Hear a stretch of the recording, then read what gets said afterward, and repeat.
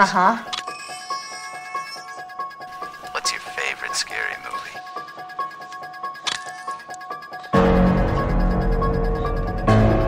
I don't know. You have to have a favorite. What comes to mind? Hi, I'm Chucky. Wanna play? I am the devil, and I am here to do the devil's work. We have eternity to know your flesh. Piss your pants. I said, piss your pants. Well, I think we just picked up Dracula. I'm your boyfriend now, Nancy. You got red on you. Stay when you're down here with me. You love soul! My family's always been in me. The whole family of Draculas.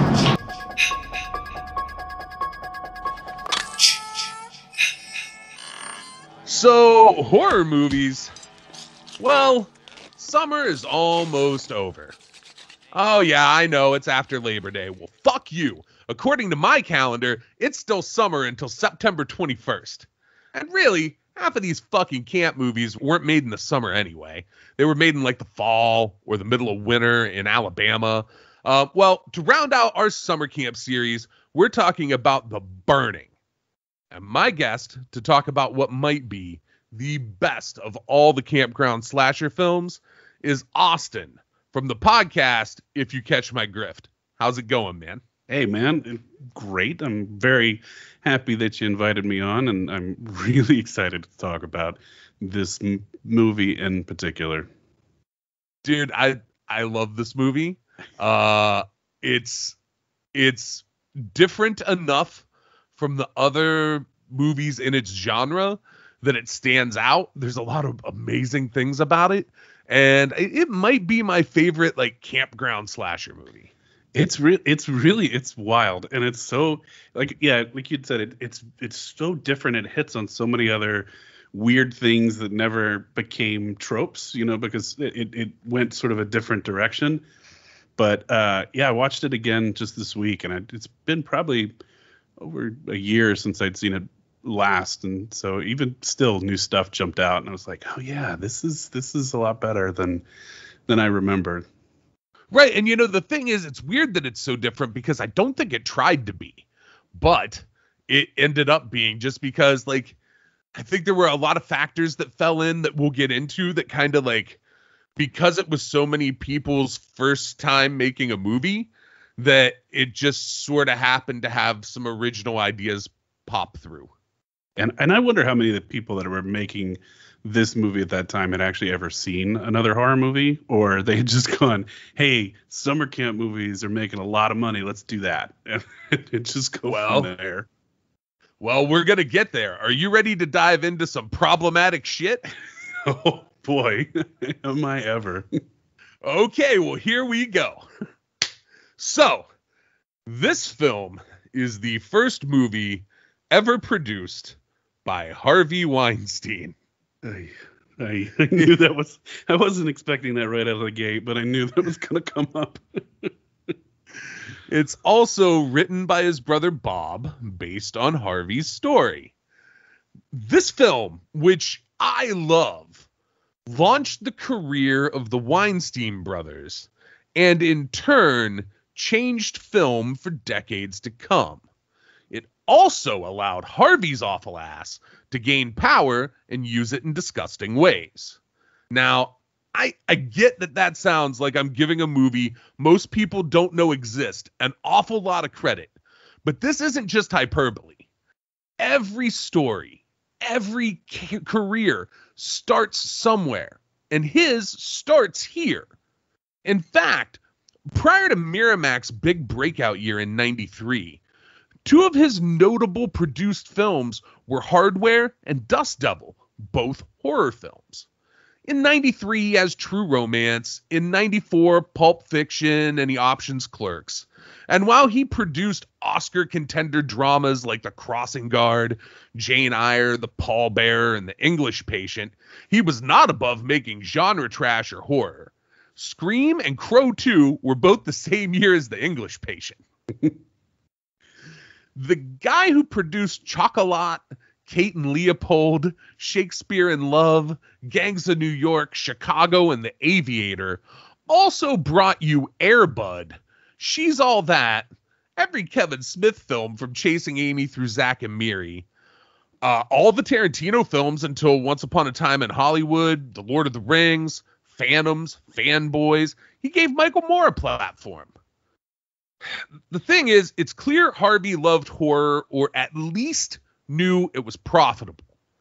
The list of horror films he produced is fucking wild.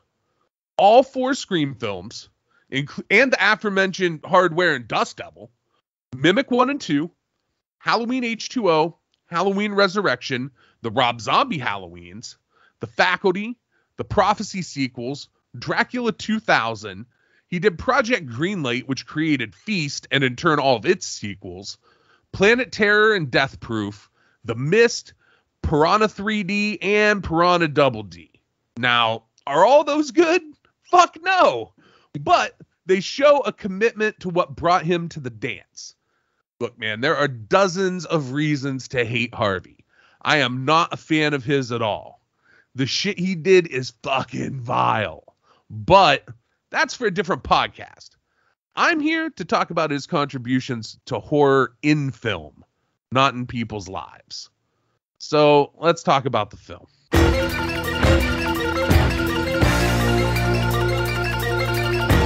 It's 1979, and Harvey is a rock promoter. Did you know that? I didn't. I had no idea. No. Yeah, Harvey Weinstein's career started out as a rock promoter. And from what I could tell, the music business is treating him pretty well. But he wants to be in the movie business. Harvey and his partner Michael Cole, not that Michael Cole, saw how profitable Texas Chainsaw and Halloween had been a few years prior and started kicking around ideas for horror movies. Harvey brings up the Cropsey legend he learned as a young camper in upstate New York, and Cole fucking loved it. Now, it's worth mentioning that while Harvey did become incredibly powerful in Hollywood, Cole was pretty powerful in his own right, too. He was the chairman of Live Nation and developed the concept of package touring. Now, for me, that makes him pretty vile, too, but for completely different reasons than Harvey. Yeah, I think he's a villain. That's villainous. Yeah, like Live Nation is a cancer. And the idea of package tours, let me clarify, is not what you might think. It's not like NoFX and Less Than Jake and Rancid go out on the road together. It's NoFX and Less Than Jake and Rancid go out on the road together, only playing Live Nation venues, and there's no middlemen. Yeah. That's like one of the things that Live Nation on the low did to try to kill independent concert clubs. And it's pretty vile.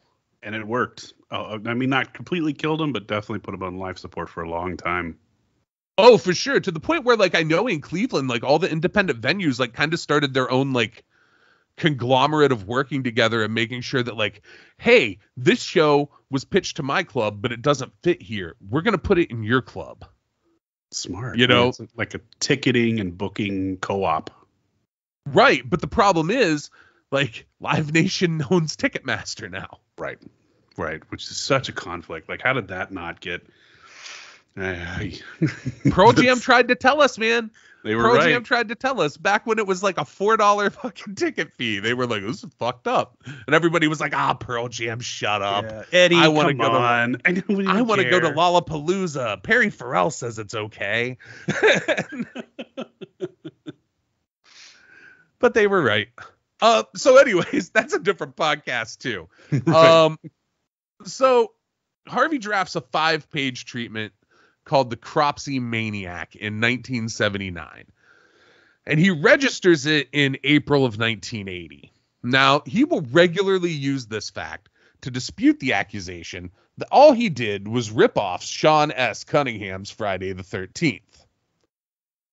To try to get funding, they take a version of the script to the Cannes Film Festival in 1980, where it is met with positive reception. Now, I want to pump the brakes on this for a second. That's surprising. Yeah, isn't it? This is your first movie script. I made a first movie script once. I took it to my friend's house and said, hey, we should make this. And then we did. And your friend doesn't live in Cannes, France? No? No. Okay, just checking. I want to cover everything. It's a good question. That's good. That's diving in. But no, coincidentally, did not live in France. I can't imagine starting out wanting to be in the film business with such a leg up that you're like, oh, I wrote a script. Just take it to the world's biggest film festival. See if anyone's interested. Also, like, Cannes is not exactly known today or in 1980 as the launch pad of great, genre movies, let alone like slasher movies. So it just, I don't know. That's no. I don't understand. Yeah, I don't get that either, unless it's just not true. I mean, that's my podcast is about a lot of liars saying something so convincingly that everybody believes them. So maybe my antennas immediately go up when I hear something like that out of habit. No, but you know what? You might be onto something, because as we'll see going a little later on, Harvey was not above lying to try to get this movie to be a little more profitable. So in the end, according to Cole, not Harvey, they had some offers for 6 figures, but held out looking for more money. And they would eventually land that budget of approximately $1.5 million for this film. About half of that was investments from the Far East. The other half came from locals around Buffalo, which, according to what the people involved in making this say, everyone made money, even though this movie was kind of looked at as a failure. Interesting. So Buffalo. So he wasn't even in New York City at the time. No. He was New York State based. Okay. Concert promoter. And Cole was actually Canadian. Oh, interesting. It's not far from Buffalo. No, it was skipping a jump. Right across the river there. There was, like, Niagara kind of plays into this, like it's sort of where the movie was filmed. So every film needs a director, right? And for that, Weinstein leaned into his background as a concert promoter. He tapped British director Tony Maylam for the project. His background was almost exclusively as a rock documentary director. He gets hired in the early summer of 1980. From there, the screenplay was written in about 6 weeks. Oh, so I'm curious, and maybe I might be jumping ahead, but one thing I did pick up on, and we've talked about this a little bit, is I have a weird thing about music, especially in horror movies, but the music in this is excellent. I mean, like, really, really top-notch soundtrack all the way around. I mean, it runs a gamut, but I wonder if it has anything to do with Harvey's, background as a rock promoter and with the director's background making rock and roll documentaries. It ties exactly into Tony Maylam's background, and we're going to get there. All right. Yep. Yeah, the soundtrack is exceptional, and there's a reason why. So the screenplay is written in 6 weeks. The first draft was pretty different from what we end up with in the end. There's characters that aren't there anymore. Like, there was a love interest for Tiger that is completely eliminated eventually. The original final showdown with Cropsey was in a boathouse, and Alfred died. That changes. Yeah, that would have been different. Yeah. It was originally just a final boy instead of a final girl as like a twist. And that obviously changes too. Maylam admitted that the switch from its original form was made to mimic contemporary film Friday the 13th. Now, it's funny that the director, who has nothing to lose in saying that, is like, yeah, no, we mimicked Friday the 13th. While Harvey's like, I wrote this before that. There's no way. The title was also changed to The Burning. The thing is, there was another film in pre-production under that title already. So rather than fight for the name or confuse or like have confusion, the director of that other film said, fuck it, and changed the name of his film to Don't Go in the House. I don't think I've ever seen that. Have you? Yeah, yes, at some point I saw it. I couldn't tell you shit about that movie, but I know I've seen it at some point. But so there was also another Cropsey movie being made at that time. During casting for that film in the summer of '80, an actress commented that her boyfriend was going to be in this movie called The Burning and explained what the film was.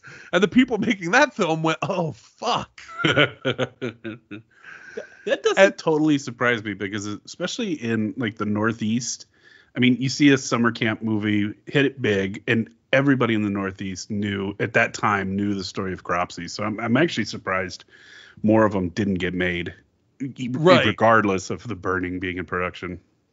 Yeah. Well, this one was like, well, let's scrap the Cropsey thing. And they made up their own legend of Madman Mars. The delay caused that film to get pushed back to '82. And by the time Madman came out, there was a saturation of slasher films. Yeah. And it kind of got lost in the muck of it all. That's a thing, too. Harvey saw that coming. And he knew he needed his film to beat other imitators out. Bob Weinstein and Peter Lawrence worked pretty quickly through revisions, like I said, 6 weeks. And they had to make changes due to some location issues to get the script where it needed to be. Also, Harvey had stressed that he wanted a murder every 10 minutes for pacing. Pacing in horror films is really fucking important. Mm-hmm. Like, super important. I think it's one of the things that sometimes gets overlooked. Like, and I don't know that I adhere to what like Harvey was saying, where it has to be a murder every 10 minutes. But like, it depends on what the feel of a movie totally is about that pacing, right? Like, yeah.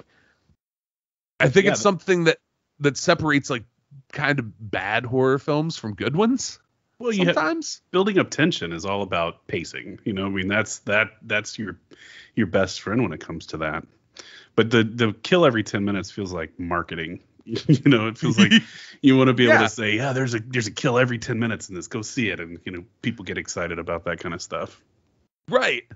And the thing is, while he insisted on that, it really doesn't hit in the final edit. No, not at all. I was watching the timer. I was like, all right, when's the murder going to start? Yeah, I mean, I think the pacing's fine. But a lot of like the paced out kills don't actually turn into kills. Like, it's paced out fake outs. Right. And then eventually kills. Right. Yeah, there was a lot. There was a few fake outs.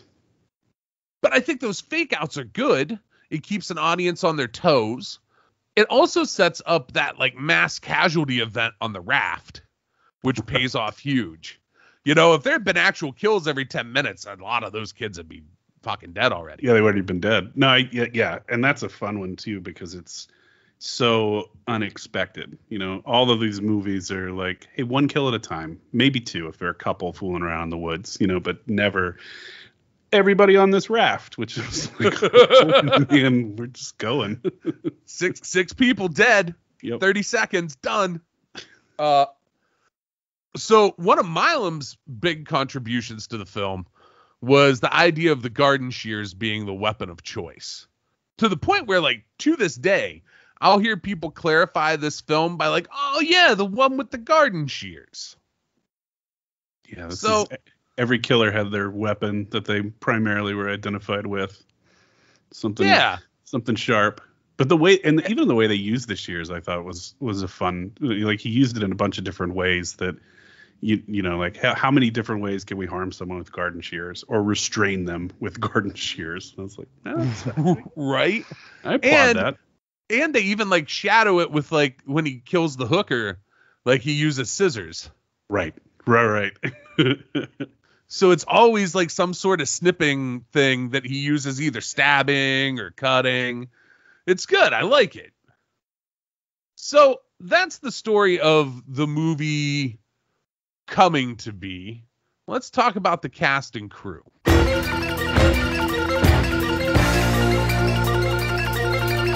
Casting was handled primarily by Joy Todd during the spring and early summer of 1980 in New York. The writers were Bob and Harvey, Tony Milam, and someone we haven't talked about yet, Brad Grey. This is the only movie he wrote, but boy did Brad produce a lot of important shit. Do you know who Brad Grey is? God, that name sounds so familiar. And when you said it, I was like, I think he's a producer, but I don't know. He is. He's not Jennifer Grey's dad, is he? No. The thing is, most of what he produced is not horror. It's comedy. To give his whole list, it would take like fucking forever. But the highlights are he was the producer of The Gary Shandling Show, Mr. Show, Happy Gilmore, The Cable Guy, The Wedding Singer, Dirty Work, R.I.P. Norm Macdonald. I know. News Radio, Politically Incorrect and Real Time with Bill Maher, Just Shoot Me. Oh, and outside of comedy, he produced a little film called The Departed and a show a couple people watched called The Sopranos. Wow. Okay, that's not the guy I was thinking of when I heard that name, but that's massive. Yeah, so like there are so many people who became titans in their respective fields that are involved in this dopey little campground horror movie. That's crazy, because you can't say that about a lot of slashers or genre movies about this time. You really can't. I mean, Cunningham had a career, but he wasn't running studios or developing TV pilots, and I mean, other than right. Mustafa Akkad and John Carpenter did not become like titans. Like Carpenter's a big director, but like he eventually even like, certain things ruined him in Hollywood's eye. Sean Cunningham and Wes Craven, I guess Wes Wes would be maybe the one, but that's just because he was resilient and he had hits in every decade that he was active. Yeah, and he had massive failures too. It's just his hits were big enough that they kind of overshadowed it. But then even he crosses paths with Harvey. Like Scream doesn't exist without Harvey. Yep. So fucked. So this movie, in addition to having all these fucking titans of industry involved, also has a lot of future stars. But only one of them, just one, was in the greatest Jean-Claude Van Damme film of them all.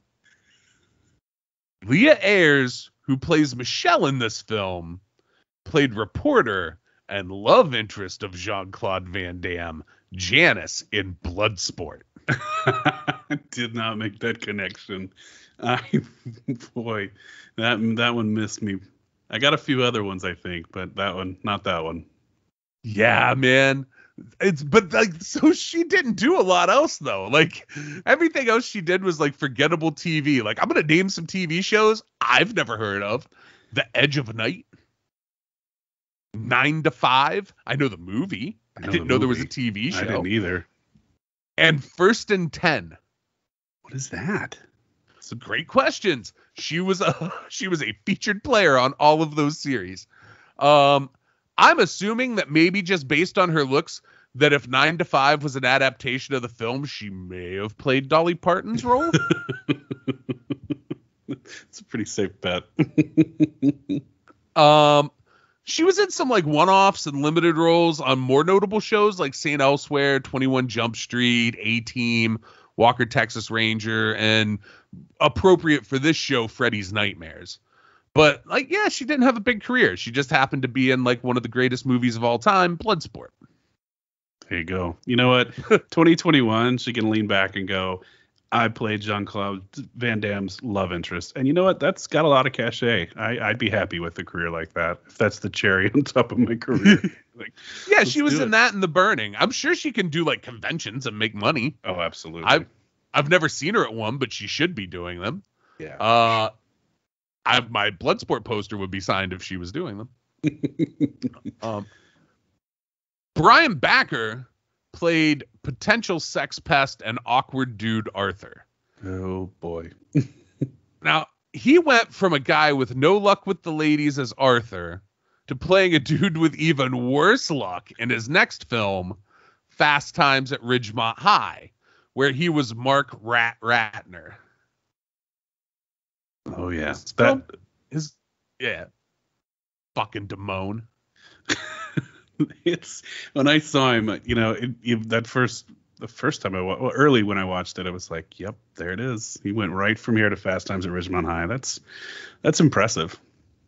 It is. There's something else that should be even more impressive kind of in between there that we'll get to. Like, his film career kind of stagnates from here, though. He lands a role in The Money Pit, and he's in Police Academy 4, Citizens on Patrol. That's it for movies. I like that one, by the way. I've probably seen number 4 more than any other Police Academy movie, and I think it was just because it was always on TV. Isn't 4 the one where you first get Bobcat? Yeah, you first get Bobcat, and you first get Hightower's partner, who's the little lady with the squeaky voice. God, I can't remember her name now. Yeah, she was one of the citizens. Yeah. Man, Police Academy takes such a weird turn because the first one is like really good. Yeah. And then the rest of them are like these weird PG movies. Yeah. So like Brian had some spots on like Charles in Charge and Growing Pains. And eventually he takes like a short recurring role on the soap opera Santa Barbara. He takes a 10-year break from acting in films and returns in the movie Loser, but his career never really takes back off, which is wild because his Broadway career was much more successful. Really? In 81, like right after The Burning, and maybe after he filmed Fast Times, or maybe right before he filmed Fast Times, he won a fucking Tony Award for Best Performance by a Featured Actor in a Play. That is wild. I had no idea. Yeah, he was in some Woody Allen play. Wow. There you go. Hey, you don't know until you listen to this show. I would never found that. Larry Joshua played Arthur's antagonist Glazer. He did a lot of TV work in the 80s, including the Friday the 13th series. In 1990, he landed roles in the Bill Murray movie Quick Change and Dances with Wolves, along with a recurring role on the legendary TV show Cop Rock as Captain John Hollander. Oh, no. Oh, the show that should have never existed ever, but for a couple of songs, I'm kind of glad it did. Cop Rock, man, that's a moment in history. Cop Rock. Let's just never repeat that moment. Let's just leave it in the past. I fairly recently watched that one about the guy who's selling children to the couple, and it just that song. I was just like, this is. I don't even have words for it. But they did. That song has plenty of words. Oh my God. So somehow Cop Rock led to a role in Unforgiven for him. But that was it for his film career. Aside from he was the wrestling promoter in Sam Raimi's Spider-Man. Wow. Yeah. Well, now I was going to say it's not that big of a jump because Clint Eastwood probably loved Cop Rock. Like that really seems right up his alley. And he's like, I want that guy for Unforgiven. You don't think You don't think singing might have been a little too girly for old Clint? I think it was. If you're gonna sing, you better be a cop while you're singing. You know, I think that's like the loophole that you get Eastwood on. Cop or a cowboy. You can sing if you're a cop or a cowboy. It's a big Gene Autry fan too. Now, Larry's television career extended through 2014. He had spots on Silk Stockings, Nash Bridges, X-Files, Party of Five, Walker Texas Ranger, NYPD Blue, and Lost, along with like literally every bad CBS drama. And that's a thing that you'll find, like I've found in going through all of these 80s horror films, is most of these folks, if they have a career, it really turns into doing like one-offs on television. Like, and you can make a pretty handsome, career out of that. You could just keep doing it. The joke here in New York is that if you ever go see a Broadway show, they give you the playbill beforehand, and you go and you look at the cast, and you get to spot how every single person on the cast has had an appearance on one of the Law and Order shows. It is uncanny. And you know that if you see someone that hasn't been on there, they're probably new to the business. Like this may be their first role, or, but they'll eventually be on Law and Order. It just employs so many people and so many actors in New York City because every episode you have to have a totally different cast, supporting cast. Right. And, like, there's a lot of extra work on that show too. I know people who've been extras on Law and Order. Yep. Ned Eisenberg was Eddie. Now, he, unlike a lot of these people who this was their first film, he had been in a couple of films before The Burning, including The Exterminator. I don't know that one either. You don't know The Exterminator? That's some bad 80s shit. I love The Exterminator. He ends up doing a lot of low budget action and television through the 80s and early 90s, including a small recurring role on Miami Vice. In 96, he gets cast in the Bruce Willis gangster flick Last Man Standing. Oh man. Have you ever seen that movie? No. There's a few of those, man, Bruce Willis just like that I've never looked at or been subjected to. Oh, dude, watch Last Man Standing. It's good. Is it? Okay. It's like an old timey gangster movie, and he has a standoff in this small town. It's cool. It's not a bad movie, and it's like it's during that time period where like it's in between like maybe Die Hard 2 and Die Hard 3, where he's like at the peak of him being like an action guy, like Last Boy Scout era. Yeah, I think with him, it's like. I was so traumatized from Hudson Hawk that I was like, oh no, another period gangster Bruce Willis movie. No, thank you. Dude, it's so weird. I know some people who fucking love Hudson Hawk, and I don't get it. I don't either. Maybe I'll revisit it again with I don't know. I think I'm a little less picky with my taste than I used to be. I'm a little bit more forgiving. Hudson Hawk had a fucking video game, and for the life of me, I don't understand who that was supposed to appeal to. I think there was a lot of money behind the promotion of Hudson Hawk. I think which is why when it went down in flames, it was such a disaster. Yeah, I mean, that movie really, it's a different podcast, but that almost ruined Bruce Willis' career. Yeah. So Ned's only other notable film is $1 Million Baby. He does, however, do a lot of quality TV in the 2000s. He's on The Sopranos, NYPD Blue. He has a 7-episode recurring role on Law and Order. He's on 24 separate episodes of SVU. He does some less quality TV like The Black Donnellys, Blue Bloods, and The Good Wife. But he's another guy who, journeyman TV actor. You work, I think it's too, a lot of the actors in this one specifically would maybe fit that category of character actor, and so those are the ones that are perfect to, throw in on TV shows as like a one-off appearance. Oh, for sure. And so there's a lot of people in this movie. I'm not going to go through the entire cast. Those were like, of the people who aren't the heavy hitters, those are like the ones that like notched out a decent career, Like, even if it was just TV, like, they had a career and there's some interesting shit in there. Now for the heavy hitters. Let's start with Fisher Stevens playing Woodstock. I love Fisher Stevens. I do. I'm such a big fan of his. So not long after The Burning, which he filmed at 16 years old, he's one of the few actual teenagers in this film. Fisher became a huge star. A big part of that was roles in Short Circuit and Short Circuit 2. At the time, his portrayal of Ben was not controversial, but time has proven to tell a little different story. Yeah. For those not familiar, he essentially is wearing blackface while putting on an Indian accent. It's tough. It's yeah.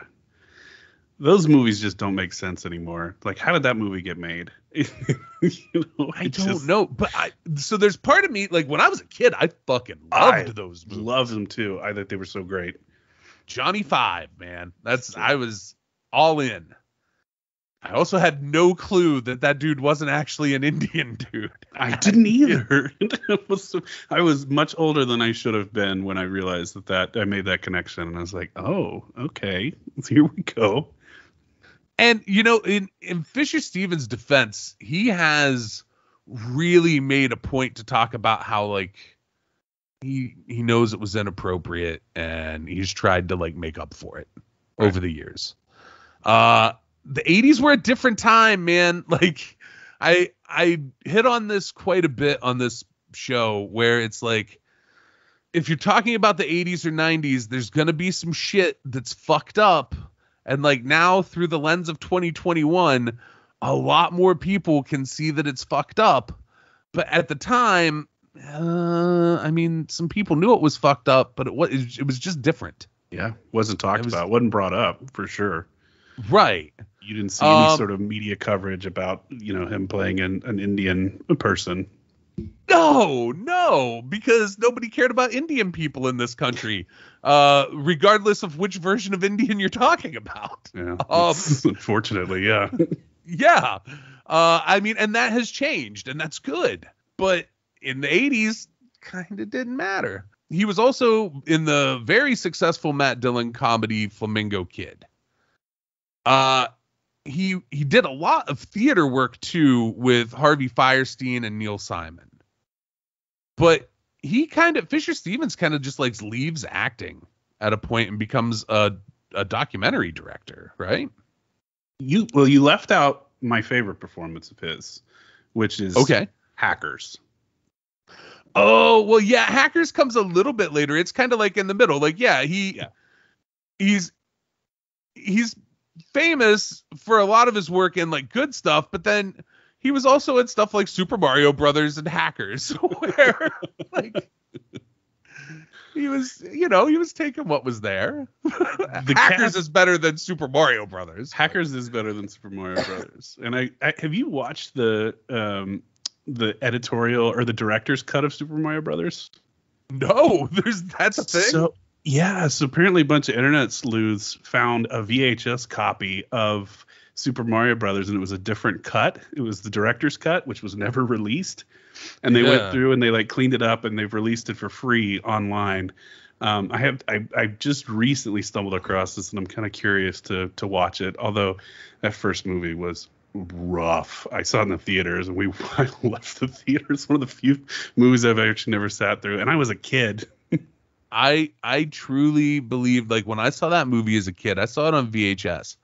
But I remember thinking, how in the fuck is the live action part of the Super Mario Brothers cartoon on TV better than this movie?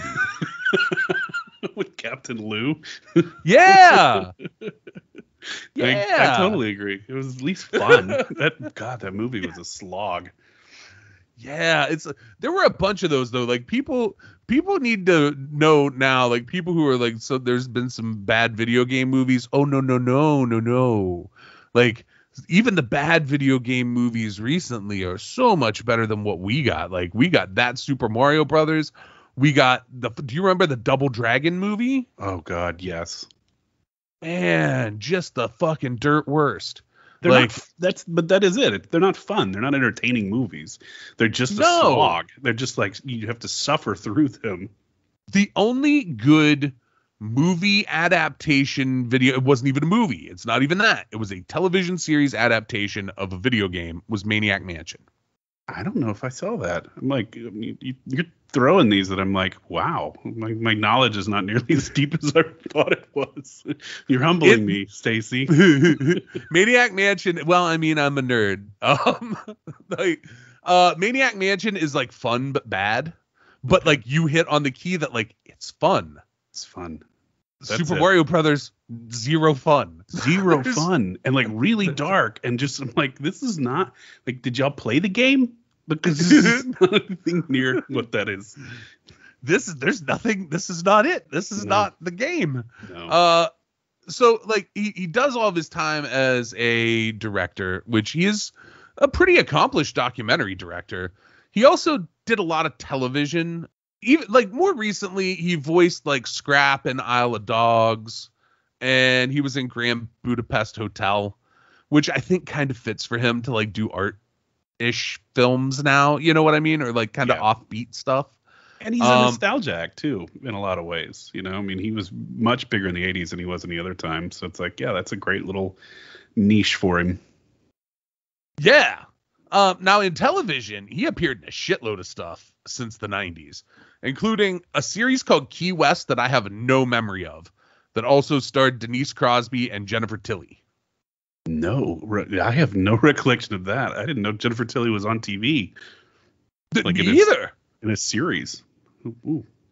He was in a show called Early Edition that I also have zero memory of, with Kyle Chandler from Friday Night Lights and Christy Swanson. I do remember this. It's about, do you know anything about it at all? No. It's about a guy who gets tomorrow's newspaper delivered to his doorstep every day. So he knows everything that's going to happen tomorrow, and he has to go out there and try to fix it before it happens. Oh. It was a CBS show. I think I watched a couple episodes. That sounds like a CBS show. But I remember, and then like he's like, who's leaving this paper on my doorstep? And so that's like the bigger plot of him and Kyle Chandler trying to figure out. That was my first time seeing Kyle Chandler anywhere. Yeah, I think that might be his first shit, is whatever this show is. So that's so weird that was a CBS show, because like, so like in my head as like someone who like has written shit before, that premise could be like a really good actual like sci-fi show, or it could be like a bad CBS drama. It was a bad CBS drama. It was like, it was like bad Quantum Leap. Geez, that's no good. But there was no sci-fi element to it. It was like, oh, this is just happening to this guy on this doorstep, and now he has to go and save the day. You really need to play up the fact that this fucking newspaper is time traveling every day. Like, that needs to Kyle Chandler, just specifically, not anybody in power. Just a dude. Just a dude. Just this dude. He's gonna be real big in football in a few years. Why is this dude always coming around here with this newspaper underneath his arm? Like, this is really, like, tell him to go away. This is a crime scene. Yeah, you have tomorrow's news, buddy. Fuck off. Fisher Stevens was also on Lost for 6 episodes. He was in The Blacklist for 9 episodes. He was on Vice Principals. He was in episodes of Friends, Frasier, It's Always Sunny, Californication, SVU. So, like, when he picks TV to do, with the exception of, like, I've never heard of fucking Key West, and Early Edition clearly sounds like it was not good. But people like The Blacklist. It's not for me. But the rest of that's all, like, quality TV, right? Like... Yeah, maybe not Friends, but he's a good actor, though. That's the other thing, you know. I mean, he is really good when he's on screen, and he's got that thing where you're like, when I see him on TV or even in this movie, I'm like glued to him, because I'm like, what's he gonna do? Like, he's got a bit of a presence. When imagine in this movie he's 16. And it's weird because he looks so much like what he does today. Like, yeah, you know, I mean, obviously he's the same person, but 16-year-old me and now 40-year-old me, there's been some changes and some progress, I think, moving mostly in the right direction in terms of just how you look. But I'm like, God, it's him. It just jumps right out. You're like, wow, he really, he grew a beard at one point, but that's really about it. Maybe he got a little taller. Yeah, man. Now for me, it's the opposite. I look at 16-year-old me and I'm like, whoo, boy. That kid had it. Oh, it fell apart. Oh, shit. All fell apart. So Fisher Stevens, pretty big star, right? Holly Hunter had her first professional acting role as Sophie in The Burning.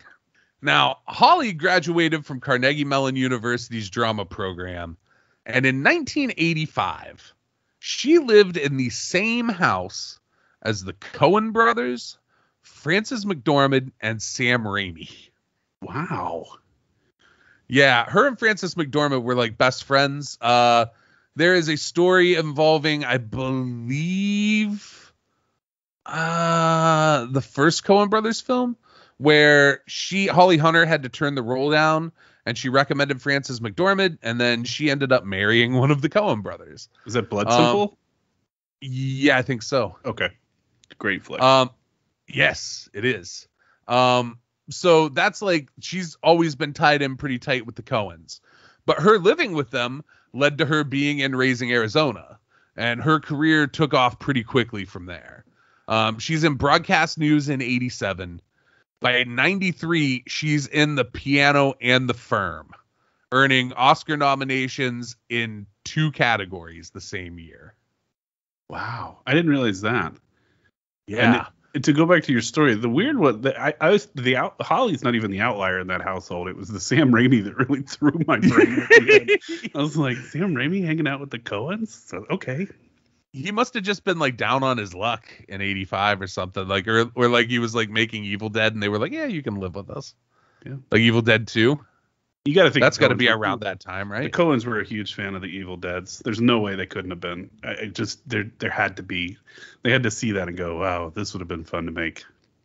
Yeah, and I think Sam Raimi, especially like 80s Sam Raimi, was probably kind of fun to be around. And like, he has an offbeat kind of sensibility to him that I think would resonate with the Coens, you know? Yeah, I think their sense of humor lines up pretty well. Right. From there, she ends up in the controversial film Crash in 96. And Danny Boyle's A Life Less Ordinary in 97. She actually also turned down the role of God in Dogma in 99. Wow. How many people turn that role down? I don't know, but I mean, I feel like Alanis Morissette was always like, Kevin pitched it as like, oh, I always wanted Alanis Morissette, but yeah, I don't know, Kev. Your story might not be holding up like you want it to. Yeah. Well, she works with the Coens again on Oh Brother, Where Art Thou in 2000, which, man, I love that fucking movie. I do too. It was great. That was such a big, I think the surprise that I had from that being as successful a movie as it was, like, it was brilliant and it was funny and it was entertaining, but then like the soundtrack blew up and people like, you would hear these songs on the radio and I was like, what? This doesn't make any sense, but hey, awesome. Yeah. Like Appalachian like hillbilly music should not have been like a big hit. And like, I am a believer, and like, so maybe I am drawing lines that aren't necessarily real, but I feel like there's some sort of connection between Oh Brother, Where Art Thou being very big in 2000 and then a generation of hipsters all of a sudden deciding that they're like the Avett Brothers and shit. Like within a few years of there, where like all of Brooklyn turns into Oh Brother, Where Art Thou. I know, all the banjos slung over people's shoulders. It was just like, this is ridiculous. Yeah. In 2003, she starred in 13, and in contrast, also voiced Elastigirl in The Incredibles in 04. 13's a pretty heavy movie. I don't know if I feel like I have seen that. Yo, we're not the target audience for that movie. No, then maybe I didn't. That movie's about like a 13-year-old girl doing horrible shit in her relationship with her mom. Nope, didn't see that. That would have never picked that up, I don't think. No, yeah. No. Not the target audience. I I've saw seen it kids in and I was pieces. like, I'm done with like really terrible little children. Oh, kids, man. Jesus. I could do a whole episode on kids. Yeah, you might want to put that on the board, tack that up. Yeah, it's not technically horror, but I mean, it sort of is. It's horrifying. It's the same. It's in that same place where like people are like, "What is one of your favorite horror movies?" And I always go Jesus Camp because that movie scared the shit out of me. See, like for me, kids like, and maybe I'll run a series at some point where I talk about these movies that all kind of fall together, which are sort of all just like Harmony Korine films, but like It and Gummo, and like there's just that like little subgenre of like snippets of the most fucked up life in the world where John Waters kind of falls into that too. Yeah. That like that's its own like weird genre, which at times can be horrifying, but is not like horror. Right. Yeah, because there was that movie Happiness as well. It was around the same time. that I remember Happiness. being- Holy shit, Happiness. Yeah. Yeah, those were rough. They'd never get made today either. You know, like they're a product of that time. No, Happiness, man. Just that scene of him fucking jerking off. Oof. That's a brutal movie. I've seen that movie exactly once. I never wanted to watch it again. I was like, Same. This is a fucked up movie. I don't want to watch. And it came out in theaters. Like, how did that happen? It did. Yeah, it did. What a I saw that movie at home once. I had a roommate, this dude Chip, who was like, "Oh man, have you seen this movie Happiness?" And I was like, "No, what's it about?" And he was like, "Just watch it." And like I trusted Chip's opinion on shit. He was always into like some offbeat shit. So I fucking watched it and I was like, "Dude, the fuck did you have me watch?" And he was like, "It's good, right?" And I was like, "I mean, yeah, but no. Like it's good, but fuck, I don't want to see it again." Like a completely different kind of movie, but I feel about Happiness the same way I feel about a Serbian film. Where like, yeah. I'm glad I saw it, but like I don't need to like again ever. Well, from Serbian film back to Holly Hunter. As far as her accomplishments in acting go, she's definitely the most decorated person in this film. But I don't think she's the biggest star. No way. That title goes to Jason Alexander, a.k.a. George Costanza. He was 21 years old when he filmed The Burning. Wow. He had all his hair. He did. All of it. He's a guy who did roles when he could get them through the 80s before landing roles in Pretty Woman and Jacob's Ladder, which came out in 90, but he had filmed them a little earlier. However, his life changed when Seinfeld was picked up by NBC in 89. 89? Man. God, I forgot it was that long ago. Yeah, and so Seinfeld doesn't feel like an 80s show, right? Like, right? Not to at me- all. To me, it's a 90s thing because its run was during the 90s. Yeah, that was the 90s show when we look back. Yeah. And it was during that era where like NBC owned television comedy too. Yep. Because Friends was on at the same time. Right, and they had like Fresh Prince on a different night, and it was like that was really like that era. I mean, yeah, ABC had TGI Fridays, so they had Fridays because NBC was like, well, Fridays we're going to show movies for senior citizens or TV shows like, like that's Friday. I don't think it's ever been a big secret that like Friday and Saturday TV is dedicated to the elderly. That's what The old and the lonely. Yeah, that's it. That's what it's for. With the exception of like, now there's like some wrestling on Fridays and shit. But I mean, that's still sort of like for the lonely. So you could say CBS every day's a Friday here. Yeah, it really is. Man, that station really knows its target and just sticks with it. I don't understand how CBS is still like the most watched. It's also run by a 90-year-old man, so this is he's just picking his favorites. So, did you like Seinfeld? I enjoyed it when it was on. I can't rewatch it though. It didn't age well for me. But it wasn't one of those shows that I was like had to watch it every week. When it was on, I was like, oh, this is funny. It made a lot more sense when I finally moved to New York, when I was like, oh yeah, this is, like these are real things that happen here. Right. But yeah, no, it's that show that like there's an episode about everything, and then for a while when you'd have a conversation, be like, oh, this one time, yeah, there's a Seinfeld episode about that too. And you're like, that was a thing that I was around. Yeah. So like I was like Seinfeld, I was into when I was a kid, but I wasn't like, I think I was sort of like you, where it was like, if it was on and I caught it, cool.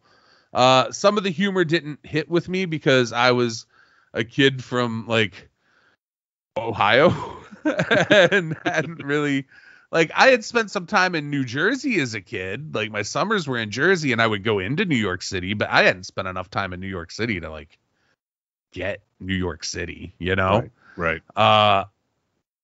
So like Seinfeld though, I mean, if you're on Seinfeld, if you're one of the four main cast members of Seinfeld, I think that cements you as being pretty famous for like ever. Right. And because those four were written so well. I mean, even if you don't like the show, those characters were constructed in such a way, and they're all terrible people. And that was what made it so different, that you're like rooting for the bad guy. Yeah. Like all of them were awful.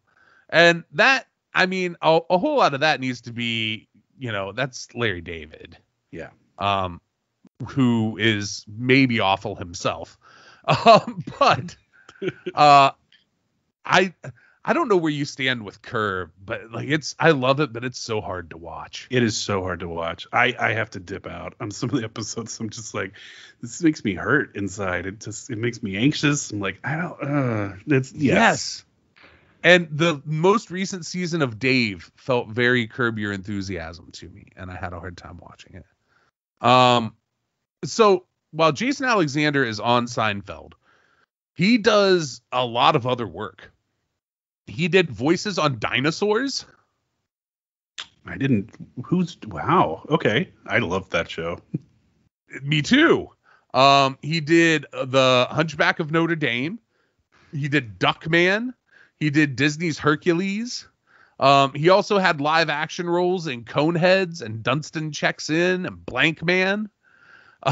So he obviously wasn't picking like the best movies ever, but I think a lot of that was he was trying to get some more pay because the cast didn't get compensated so well on Seinfeld in the first few years. Right. Yeah. Then the later they made up for it, but yeah, they were struggling. Right. Now, like after Seinfeld, he absolutely did not need to work, at least not for money. He made $45 million for the entire run of Seinfeld. God. However, he has no ownership, and he is only paid standard residuals for reruns. Yeah, Larry and Jerry have everything of that, all the ownership, and they made a bloody fortune when they sold that thing into syndication. Yeah, and then they made a bloody fortune again when they sold it into streaming. Yeah. I remember at the time the syndication figure was that each of them walked away with $100 million. Yeah, and they walked away with like 200 from streaming. plus there were the DVD sales. Remember when that DVD set came out? Yep. Yeah, those dudes have made just dumb money. And I mean, so Michael Richards, Julia Louis-Dreyfus, and Jason Alexander, even from standard residuals, are probably still seeing like a couple $100,000 a year from Seinfeld. Yeah. But which is, I mean, I would take a couple hundred. If you told me I could just keep getting paid for something I did a while ago, a couple $100,000 a year, I would sign up. Like, that's fine. Especially if I already had $45 million in the bank. But I mean, I guess that's perspective and cost and lifestyle and whatever. Who knows? I'm a different dude. If I had that kind of money once, I'd just be set forever. Like, yep, I feel the same way. There's no reason for me to live beyond my means and burn through $45 million unless I wouldn't. I couldn't even begin to understand what you do with that money. Cocaine. That'll burn through it. Yeah. Look, man, I'm fat. I know better. I can't do no cocaine. That I've seen how that works out. Yeah, you and me both, brother. It is not on my horizon anytime soon. And there's somebody listening going, "It'd make you skinny, fat ass." Yeah, you're real skinny when you're ashes, because they fit in a nice, tidy little box.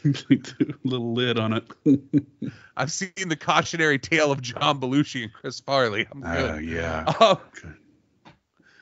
So Jason Alexander ends up, like, it seems like he just does shit he wants to do. Like, some of it bad, some of it good, but like, he was in the live action Rocky and Bullwinkle. Oh, yeah. He clearly didn't need the money, but I guess he thought, like, well, some of it almost seems like he's fucking like taking a dare. Like, I bet you can't make this any good. And he's like, oh, fucking try. He's also an ace at Celebrity Jeopardy. Because yes! I love watching Celebrity Jeopardy because a lot of them are just dum-dums and they just get smoked. Yeah. And he was like, he just was wiping the board. He was like, everything comes to my charity. Come on. I was really impressed with him after that. I was like, all right, here we go. Man, I love Celebrity Jeopardy. Because it's like it's when I get to feel like actual smart watching Jeopardy. 100%, absolutely. He was in Shallow Hal and Hood of Horror. He also did a bunch of TV after Seinfeld, like both on screen and voice work. He was in a sitcom that I have zero memory of in 2004 with Malcolm Jamal Warner called Listen Up. Whoa, yeah, nope, no idea what that is. Me either. He did a season of Curb Your Enthusiasm.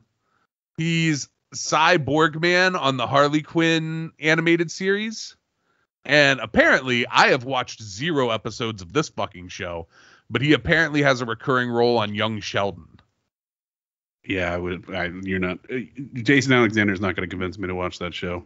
No, nope, never, not once. But he just seems to do what he wants, and that rules. Yeah, good for him. Yeah, he earned it, right? Like, I don't know.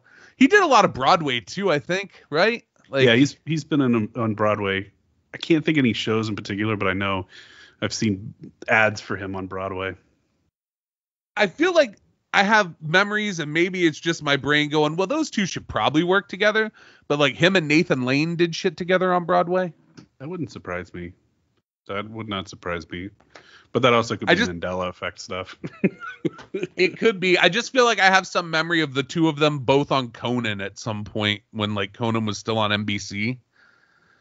For like being like, hey, we're on this thing on Broadway. Come see us. Yeah, I want it. Or maybe they were both just guests on the same episode and we're like, hey, we both are on Broadway. Come see our individually separate shows. So some of these people are now huge stars, right? But at the time, the biggest get for this film was probably Tom Savini. Savini turned down Friday the 13th Part 2 to make The Burning. He thought it was really dumb to have Jason as a grown-up person exist, and has gone on record as saying that he thinks every Friday after the original is shit. That said, he did return for the final chapter. Yeah, I was going to say, he did come back. But people will regularly do shit they hate for money. That's true. And Tom seems like he would absolutely just like eat a shit burger for money. He also seemed to have fun on this one. Like when watching it, I'm like, this is when they were like, Savini, do what you want. and he was really able to just go and have fun with these kills and the effects where, you don't get that sense from the original Friday. No, and it's very much like that. Like, it's so in the research that I did in this and the reading that I did for this, and in some of the interviews that I watched, Savini was kind of in charge. Like, that's because he had the most experience, and so much of the stuff in the film revolved around like what he was doing and what he was able to do. So, like, to the point where there is a thing he talks about at the end. Now, I will say this. Everything Tom Savini says, I take with the biggest grain of salt ever. However, he talked about how, like, at some point he had to, like, interject between the Weinsteins and Malem, because the Weinsteins were pushing for an ending that they wanted, and Malem was pushing for the ending that he wanted, and Harvey at some point told Tom to go ahead and film a different ending himself. And Tom was like, look, I want to come out of this with all the friends I had going in. We need to figure this shit out. So their first movie is the movie that Harvey Scissorhands is born. Yeah. No, right from the jump. Jeez. And so, like, The Burning lands right in the midst of Savini being a big deal in special effects. Like, by this point, he's done Deranged, Martin, Dawn of the Dead. So, like, most of his shit with George. He hasn't done Creepshow yet, or Day of the Dead. But, like, he's done Friday the 13th, and he has Maniac under his belt. So, like, he on top of being, like, a special effects guy who could do makeup and create these effects, he also had stunt experience, and that kind of allowed him to fill multiple roles and do multiple jobs for a single payday. And, like, to me, it seems like that would be a big deal for Harvey, where he was like, oh, I save some money and fucking have Savini do all this shit. Did you know, maybe, again, I might be jumping ahead. Do you know if it was Savini that did the burn stunt, or did he have a more experienced burn guy? We'll get there. Okay. All right. Sorry.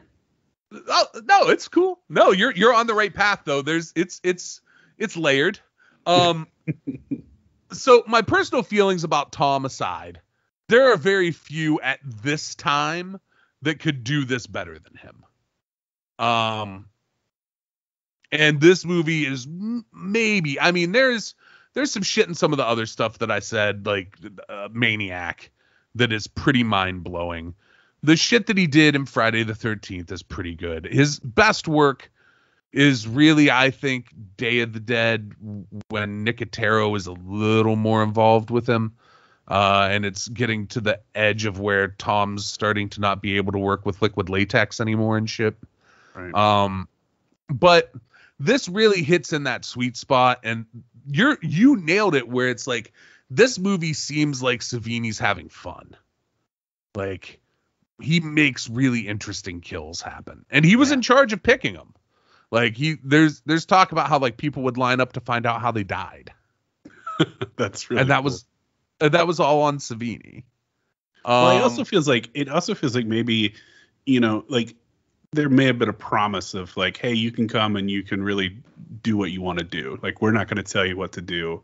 And if that seems like a conversation that could have very possibly happened, and if he'd been a part of that, that would have made it a lot easier to turn down Friday the 13th Part 2 and join the Burning production. Yeah, so I think that was a factor in it, because, without saying it, what he did say in a couple of interviews was, like, he couldn't come to terms with the producers on Friday 2 as well. So I think that was probably part of it. I think there was like, well, I get a little more freedom if I make The Burning, and it's convenient for me to say, well, I like this better. Right. So you mentioned the soundtrack earlier. Yep. For the soundtrack, they landed Yes keyboard player, the Grand High Wizard of Prague, Rick Wakeman. There you go. That makes a lot of sense. Malem had worked with him previously on a rock documentary called White Rock. And his soundtrack makes this film stand way the fuck out. Yeah, to the point that I'm actually I didn't look, but I want to look after we get off this to see if the soundtrack is available somewhere, just a standalone. This feels like such a good one to reissue, especially with all of these vinyl reissues of horror soundtracks coming out. This one seems perfect. So it might be reissued. I can tell you this. It is not on Apple Music, but it is on YouTube on Rick Wakeman's YouTube channel. Interesting. Yeah. So I don't know if maybe like he hasn't allowed anybody to like do it, but this feels like Waxworks or somebody would have put this out. Yeah, if it's not a rights issue. Right. Say what you will about Yes. They're not for everybody. But this dude played Mellotron on Space Oddity. And it's good. This soundtrack is good. I mean, it's listenable. It's like you could, again, you put it on in the background and just listen to it as music. It's solid. Yeah, and so like a lot of it hits the like what you would expect out of the dude from Yes, where it's like synthy, keyboardy, heavy stuff. But then there's like that he throws out that fucking like banjo jam for the part where they're in the canoes. Yeah. It twists and turns, and they use it, and they also put it on top of scenes that I thought was really kind of unusual, like when Albert is running from Cropsy, like you can't hear anything because the music is blaring, so you have no idea like if he's making any sort of noise. And I was just like, that's a really interesting choice that you wouldn't normally see. For sure. And I would like to point out again, this dude played Mellotron on Space Oddity. He was offered a spot in the Spiders from Mars. And he was like, I'll do Yes instead. If you hear keys on a Sabbath song during the Ozzy Osbourne years, it's Rick Wakeman. Wow. Yeah, dude. He rules. Like, I'm not a prog guy. I'm not. Either. I just, whatever. Yes is fine. If you dig it, I'm not shitting on stuff you like, like not you, but the proverbial you, the audience. Like if you're into Yes, you're probably into Rush, and you're probably, you know what I mean? Like that's cool. Like I get it, but like this dude rules. He does. Like outside of prog, he's done really good, important shit. And music is so important to horror movies. And his soundtrack makes this movie stand out, and it fucking rules. Yeah, it elevates it to a level where you're like, this isn't just a bunch of people shooting in the woods. Like, this is a movie. This is a film that's fully made and produced. And yeah, it's stellar. Yeah, it's great. I encourage everyone to go listen to Rick Wakeman Burning soundtrack on YouTube, where I know it is, and if you can find it anywhere else, fucking listen to it there. It might be on Spotify. I don't fuck with Spotify, so I don't know. So you've got a cast, you've got a crew. The next thing you've got to do, film a movie.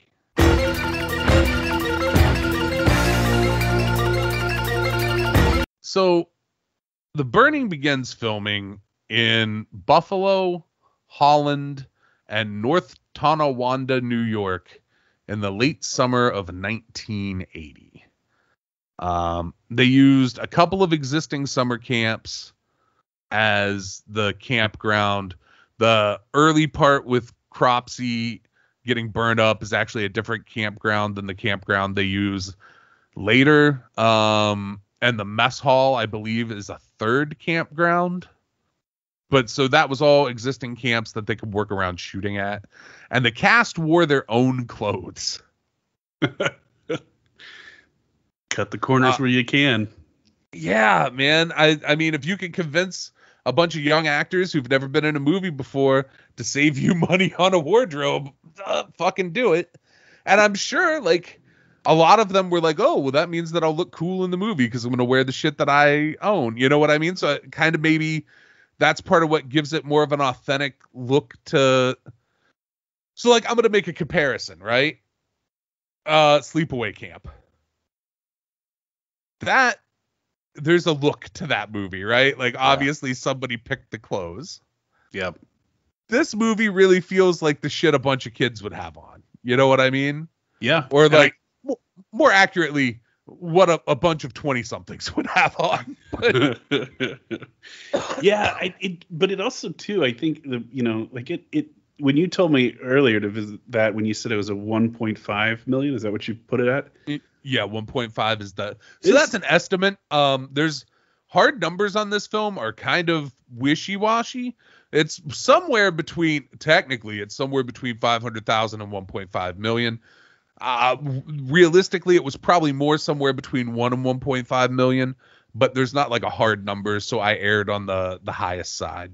But wherever they spent the money, I mean, because they didn't do it in wardrobe, they spent it in the right places, because this looks like a bigger movie than 1.5. I agree. I completely agree. They took advantage of the area that they had to shoot in. I think they allowed a lot of the budget to get dumped into Savini, which and him being able to do things in a way that looked authentic, you know? Yeah, that makes a lot of sense too. You know, one of the big things with special effects is you have to make them. You know, it's not like something that you could just go out and buy. And that's something that Savini excelled at. Not just like makeup and making makeup look good, but designing effects to pull off the kills that he could envision. And like some of his best work is on display in this film. Like the shears going through the throat on the raft. Yeah. The whole raft scene is just wild. Yeah. So that scene, like what they had to do was they built the base of the raft, but standing up, and then cut a hole that dude's head was through.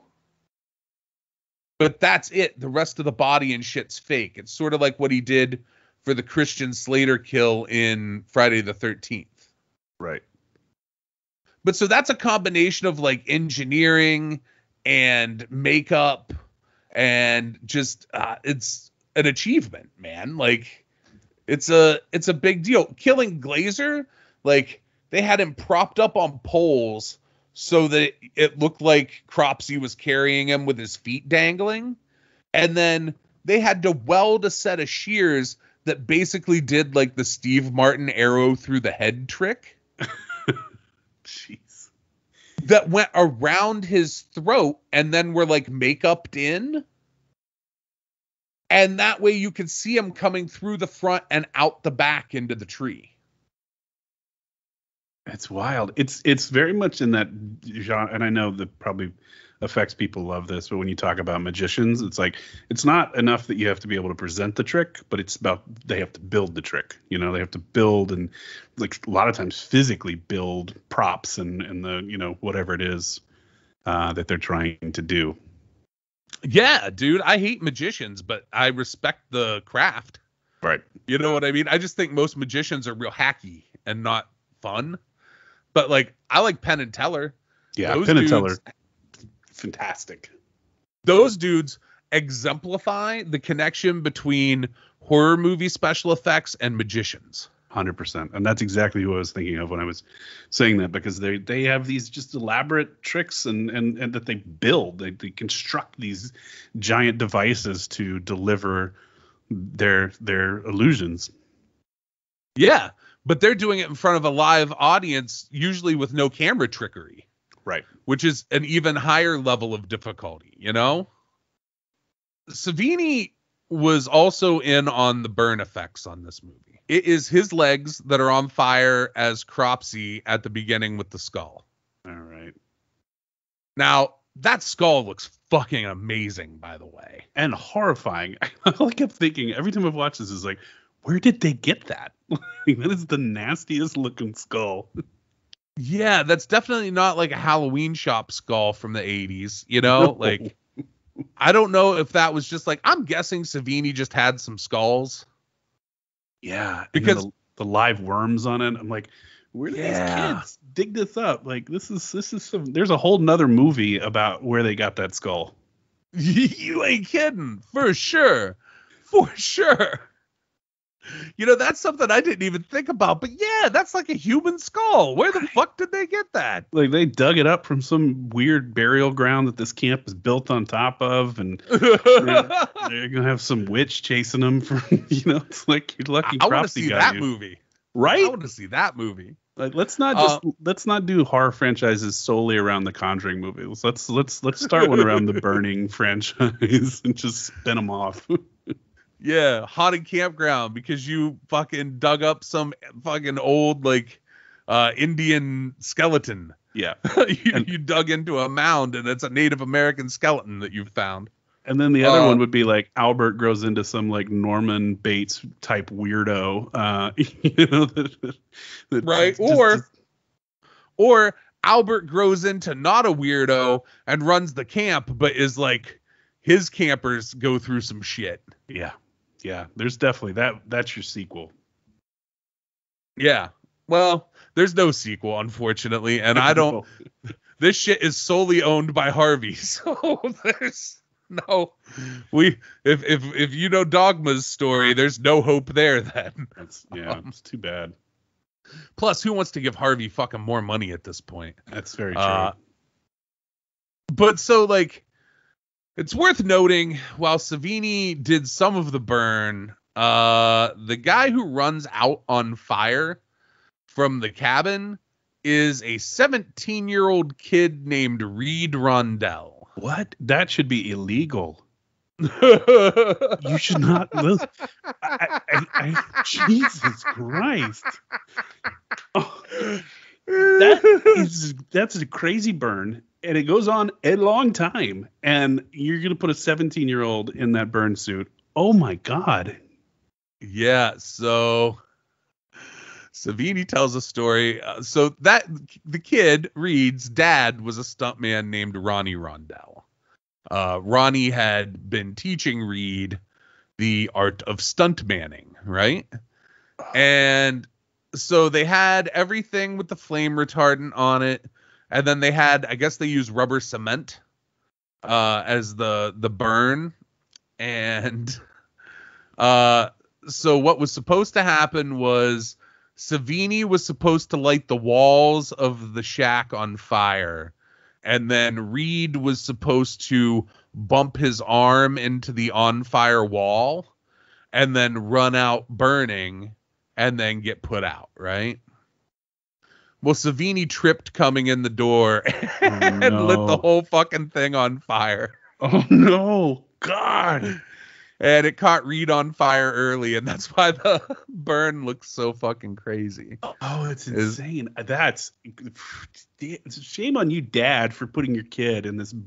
Like, the burns are not to fool around. I've listened to enough interviews by Kane Hodder, who really puts it into perspective. I mean, he's done a ton of them, but he hates them. You know, I mean, he's burned himself up because he was a dumb kid that thought he could do this to impress, I think, like a news anchor or something. But like the seriousness of burns is just, it should not be understated. And to put a 17-year-old kid, I'm like, oh my God. Well, you know, where was Mom? Dad's like, I'm gonna set this kid on fire. Mom's like, have fun, honey. I'm so glad you're taking the boy to work. Well, I mean, imagine if you're a lady who's married a stuntman. I think you probably know what you're in for. I think that is like, you know, if you're a professional wrestler and you're like, my kid's gonna learn to be a wrestler at like fucking 14. Yeah, but you're not throwing him in a barbed wire death match at 14. At least I hope not. Maybe. Well, true. All right, I'm going to let you do this, but you cannot tell your mom. Okay? Like, here we go. I was the one on fire. You were not the one on fire. That's the cover story. Well, there's actually a sad ending, too. Reed would go on to tragically die in a helicopter crash filming Airwolf. Oh no, that's fucking horrible. How old was he? It was just a few years later, so he was like, he might have been like 20, 21. That is really unfortunate. Yeah, it sucks, but you know, it wasn't fire. It was helicopter. Jeez. Yeah. Well, you lived. I mean, not a lot of not a lot of people can say that they went through a controlled burn and that was something that they were able to do in their short life. I've never done it.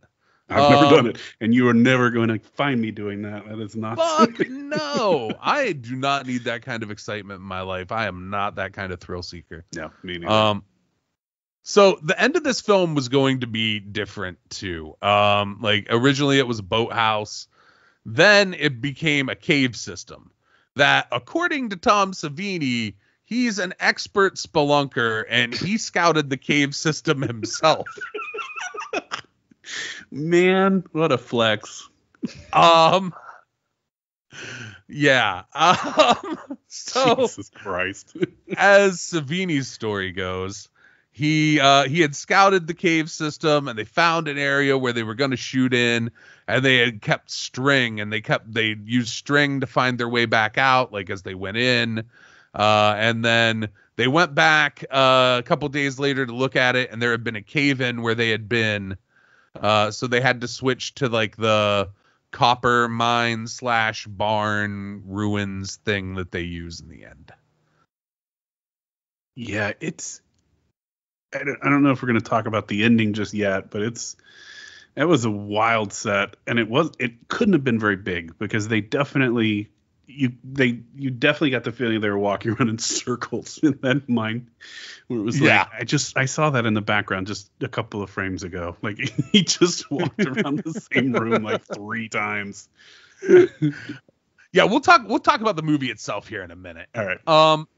The filming, as far as like a horror movie goes, this seemed to have went pretty smoothly. There are no real stories about issues. The closest is Carolyn Houlihan, who had been like a Miss Ohio, mentioned she was not very comfortable with her nude scene. She wasn't like pressured or anything. She just wasn't into it. Carrot Glenn, on the other hand, was very into hers. And Jason Alexander was apparently very into Carrot Glenn. Because when asked in an interview what his favorite memory of filming The Burning was, he said Carrot Glenn. There's also a bit of a debate over who was Cropsey. So credit goes to Lou David. And Lou David is definitely Cropsey laying in bed, like the face that you see, right? But Mylan has said he was Cropsey for most of the film because Lou couldn't hold the shears the way he wanted him to. Wow.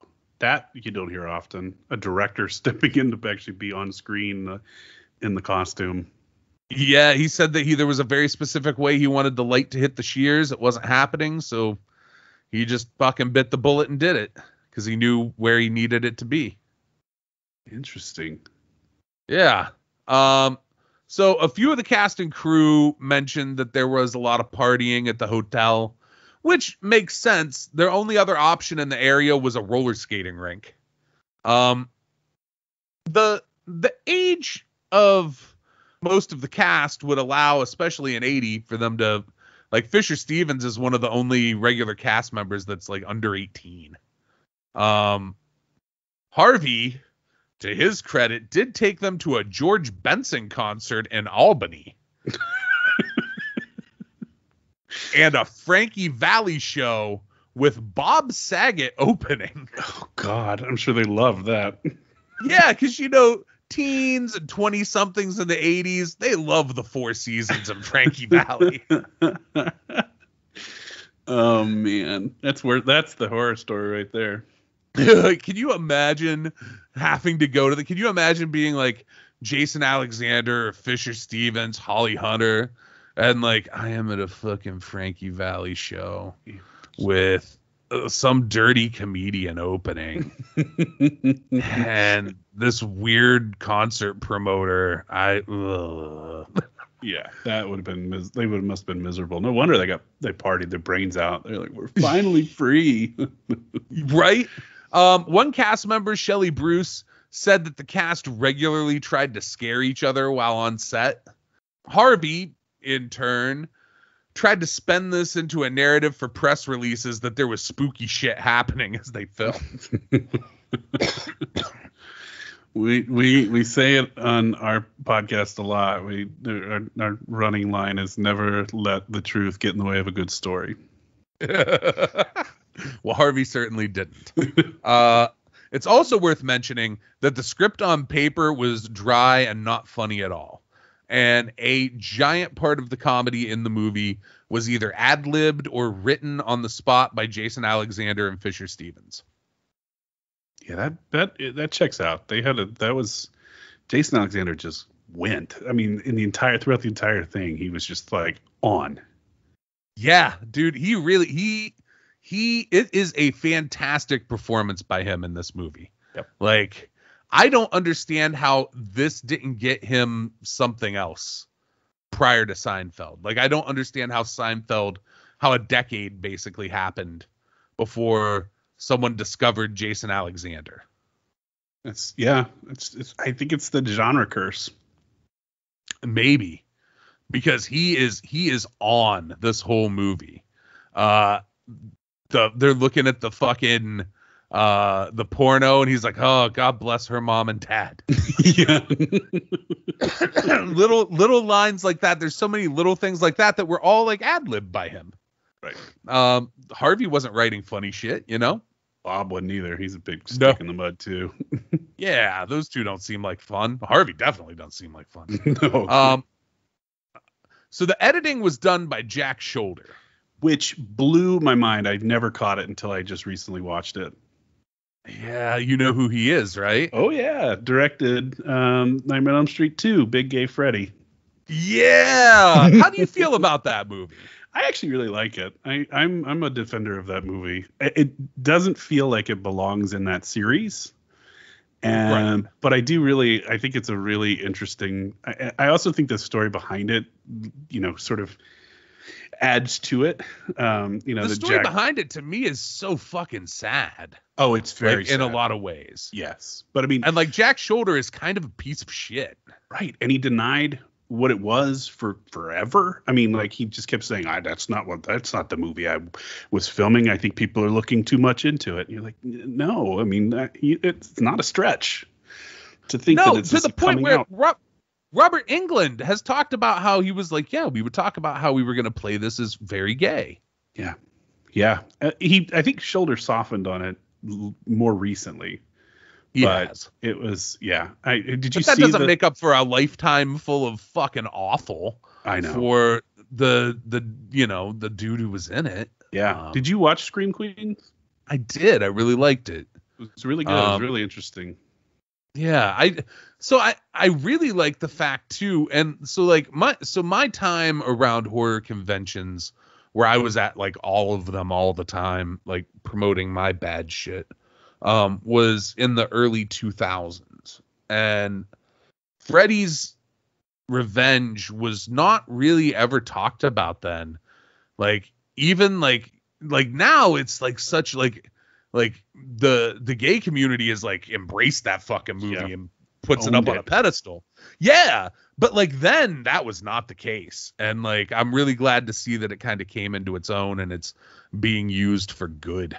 Yeah, as opposed to like, the shit you would hear about it then.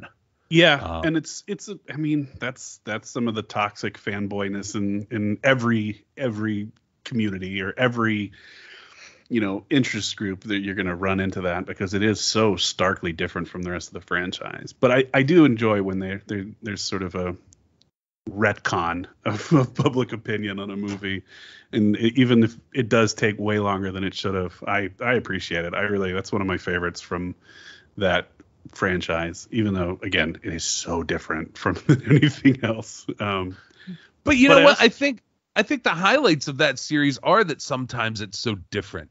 Yeah. You know what I mean? Like the first one is a dark fucking movie. Yeah. And then to have 2 be, what it is, and then transition to like the Dream Warriors era, and then that last era where like the Freddy's Dead / New Nightmare era, it like goes through these phases that are like each one has their own merits, But like I think Nightmare 2 is really fucking cool. I don't think it's a good movie. I think it always kind of was a good movie. It's a solid movie. You know, I mean, it just as a movie, you know, when you turn off all the Freddy stuff and you're like, this is just a really interesting, fun movie with a really annoying leading woman. But you know, that's just my opinion. Yeah, I like it. I think it's a good movie. So Jack Shoulder edits this thing. There was some debate between Milam and Harvey as to how the film should end, which I talked about a little bit. As you would expect, in the end, Harvey got his way. So it ends with that campfire shot and the clear setup for a possibility of The Burning 2, which, as we all know now, never fucking happens. Never happened. So the movie is edited. Let's talk about distribution.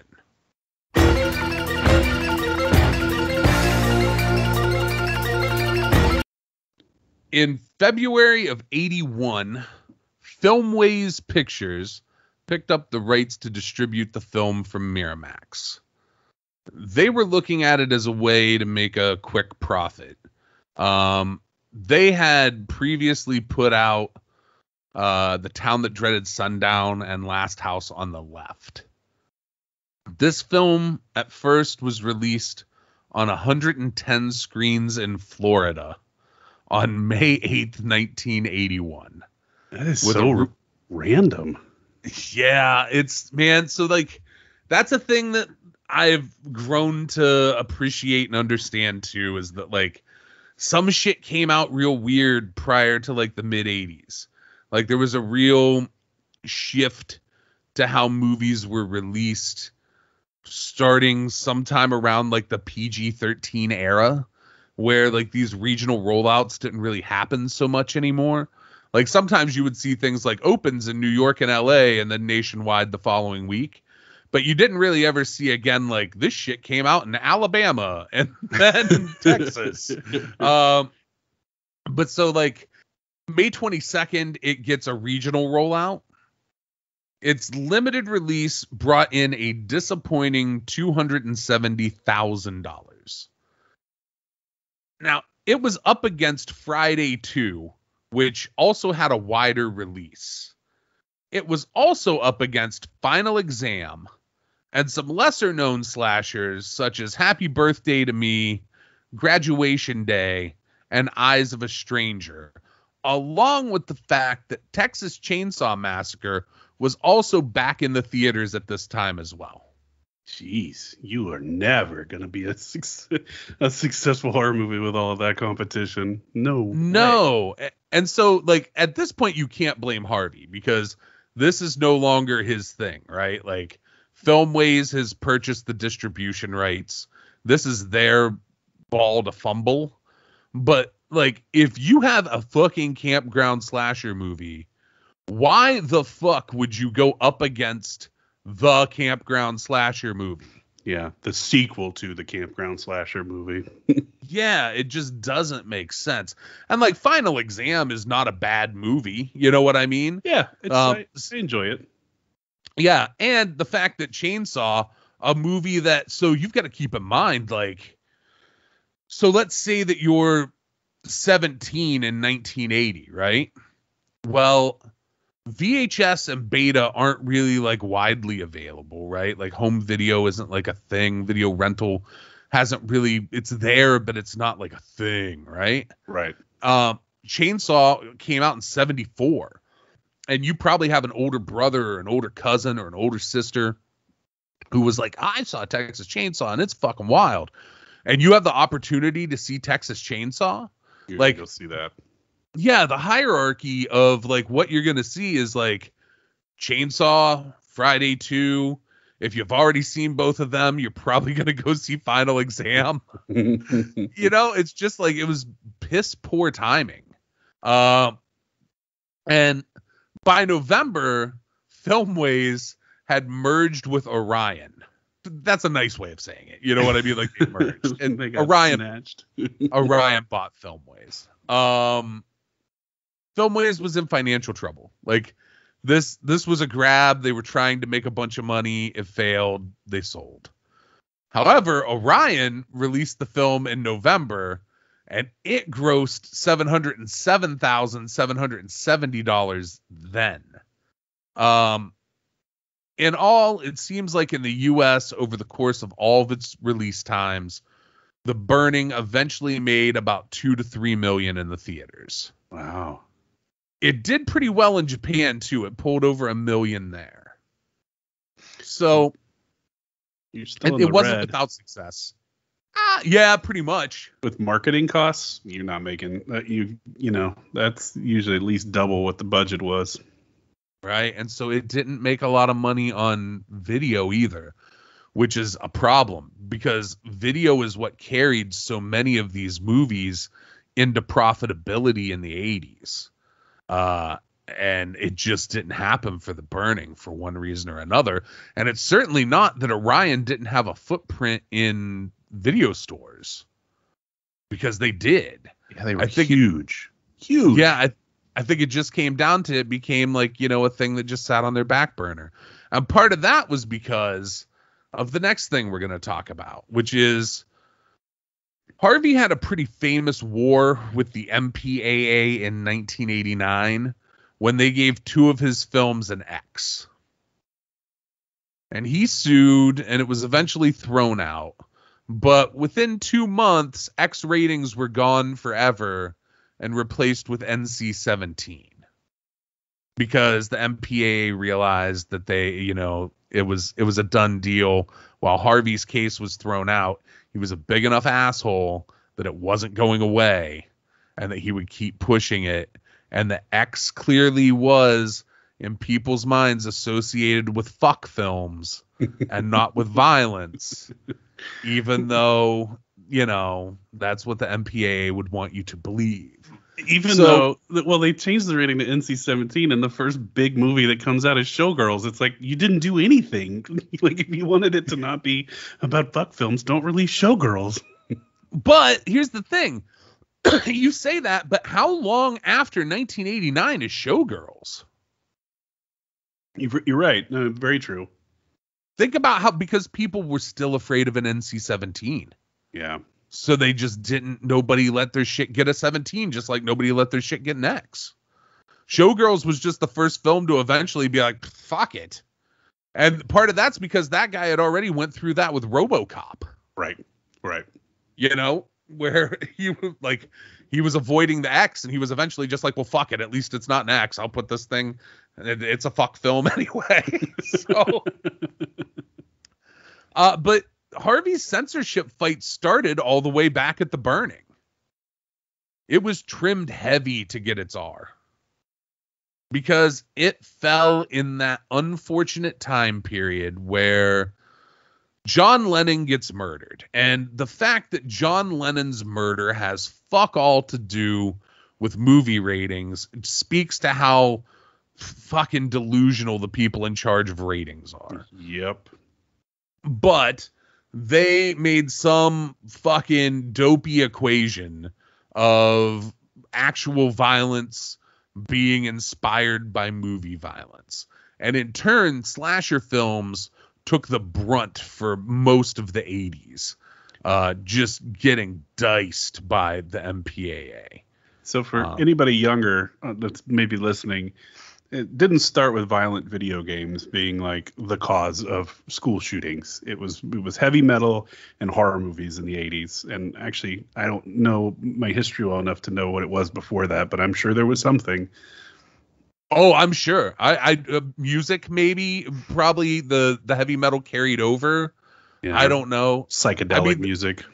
Maybe. Yeah, but I think then it was just blaming kids for being on drugs, which, I mean, maybe. Could be. Yeah.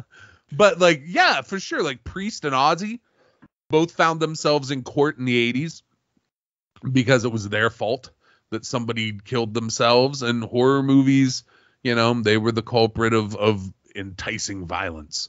But which is I think that's all really rich. And I mean, you've been to enough conventions, but I have found that horror movie fans are some of the sweetest, nicest people I've ever encountered. Yeah, because here's the thing.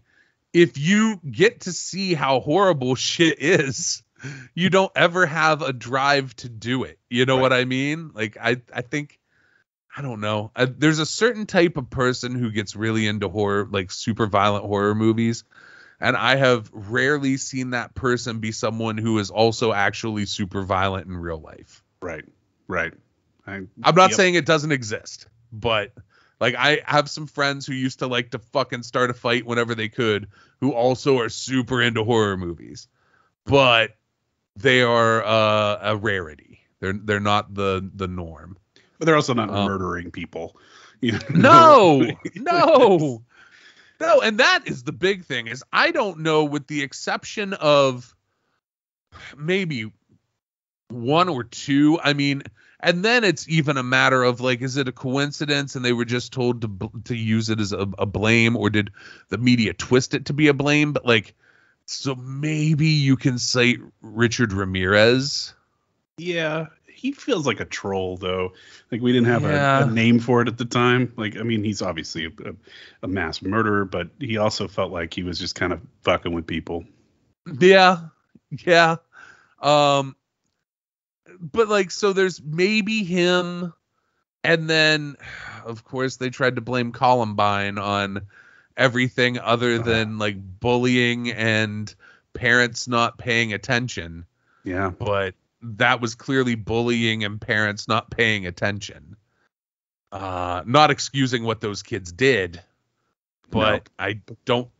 I think history has proven that while Marilyn Manson is a piece of shit, he's not responsible for Columbine. No, not at all. Not at all. Media, I mean, like consuming media doesn't do that to you. It's the physical world around you that does that, and it's got a lot to do with the parents. I hate to break it to you, but that's, you know, they have a big lasting impact on these kids. They sure do. You know, it's almost like you should have to have a license to have them. And you know what? Then they wouldn't have set a 17-year-old boy on fire. You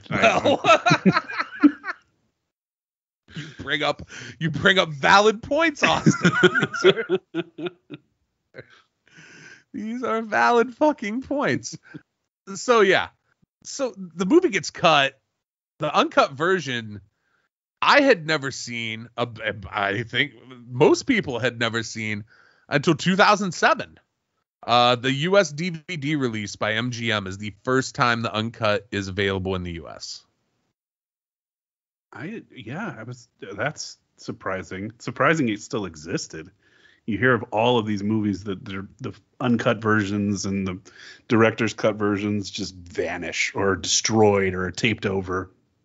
Right. And so I think the fact that Harvey's a giant asshole and went through the fight with the MPAA probably played into the footage not just being tossed, but being kept in like the fucking Miramax vaults or the Orion vaults or wherever the fuck it was kept.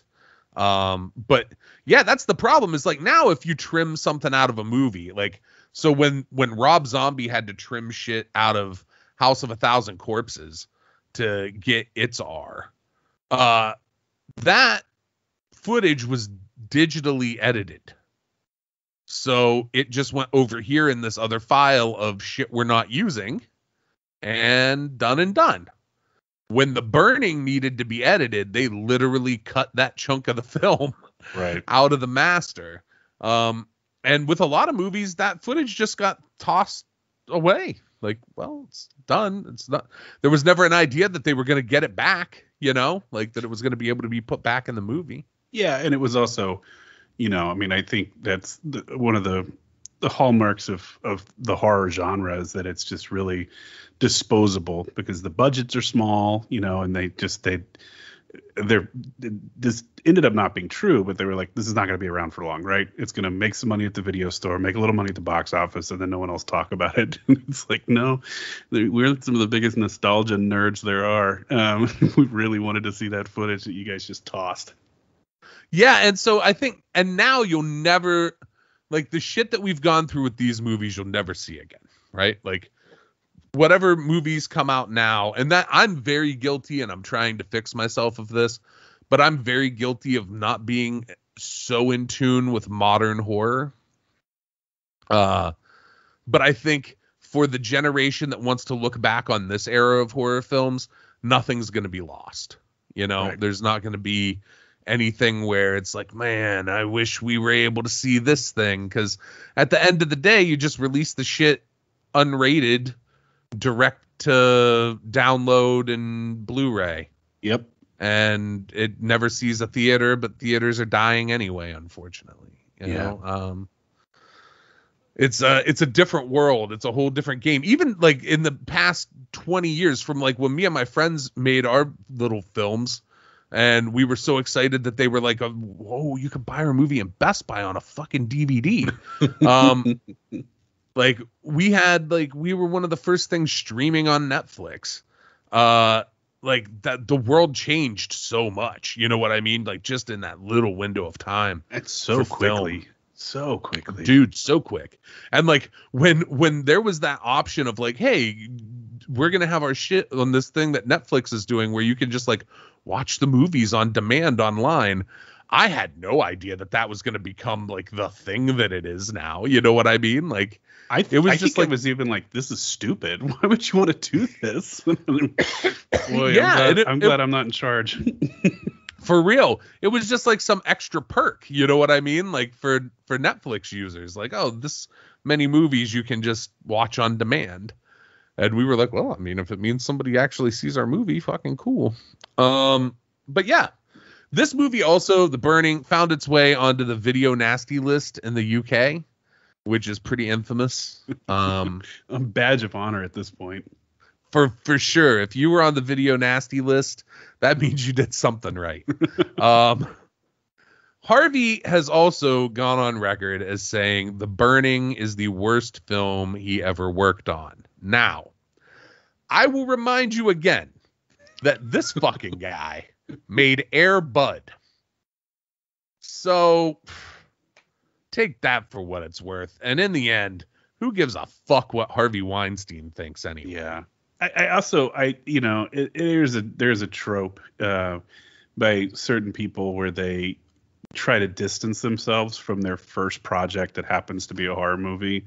I don't know where Kevin Bacon stands on it now, but I know for a while he'd say that Footloose was his first movie, which it wasn't. It was Friday the 13th, and but he just denied. You know, like if you deny it enough, it goes away. So that doesn't surprise me. But it's a really snobby thing. It's like, well, this launched your film career, like that. That's something. That's not nothing. And there are people that like this movie, like really like this is someone's favorite movie of all time. For sure. And one of those people is Holly Hunter. Really? Holly Hunter removed this from her bio quickly. I thought you were going to say that she liked this movie. Like it was No. That's why I was surprised. No, she's Kevin Bacon, man. She as soon as she had Raising Arizona on that fucking on that sheet, say goodbye to The Burning. I wasn't in that shit. Good luck seeing it. Where is it? Never heard of it. You know, that's too bad. Like, even if you work on stuff that you don't necessarily like, I mean, the acknowledgement isn't going to hurt you at all, really. No, Jason Alexander is very open about having been in The Burning. Yeah. Again, doesn't have any Oscars, but I still think he's a bigger star than Holly fucking Hunter. Well, it just depends on how you measure your success, and financial success is a very valid way to do that. And he's got a lot more money than anybody else that was in that movie. I think likability is too. I don't hear a lot of people being like, man, like if you were told like, hey man, you got to spend an afternoon with Jason Alexander, would your reaction be like, oh man, I got to spend an afternoon with Jason Alexander, or oh man, I got to spend an afternoon with Jason Alexander? Yeah, this is gonna be great. I can't wait. Yeah, like I don't. If you told me like you're gonna spend an afternoon with Holly Hunter, I'd be like, oh, I don't know what the fuck I'm gonna talk to her about. You just go, she is definitely someone who may have called the manager at some point. That's maybe. Yeah, maybe. I don't know enough about her to slander her that way, but yeah, by comparison to Jason Alexander, I'll take Jason. Yeah, I'll take Jason over the fucking Kevin Bacon too. What's he gonna do? Make bad music with his brother? Fuck you, Kevin. Big same. Biggs. Is this now like a Jason Alexander Stan podcast? Because I'm good with that too. Maybe. I'm open to that. Yeah. The Costanza-verse. I like that reality of this movie is that, like, I know he has a name in this movie, but I would like to think that this is just like some shit that happened to George Costanza at summer camp. It would actually explain a lot. Why he lost his hair. Yeah, just his total neurosis and anxiety about everything. He's like, guys, you don't understand. There was a guy that was murdering people.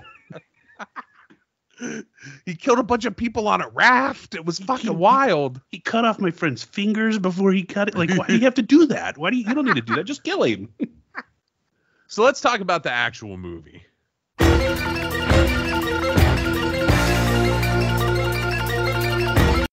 Because we've talked about how the movie came to be. Let's talk about the film as it exists and what we like about it and stuff. The prank at the beginning is wild. As you mentioned, they had to dig up a human skull. Right?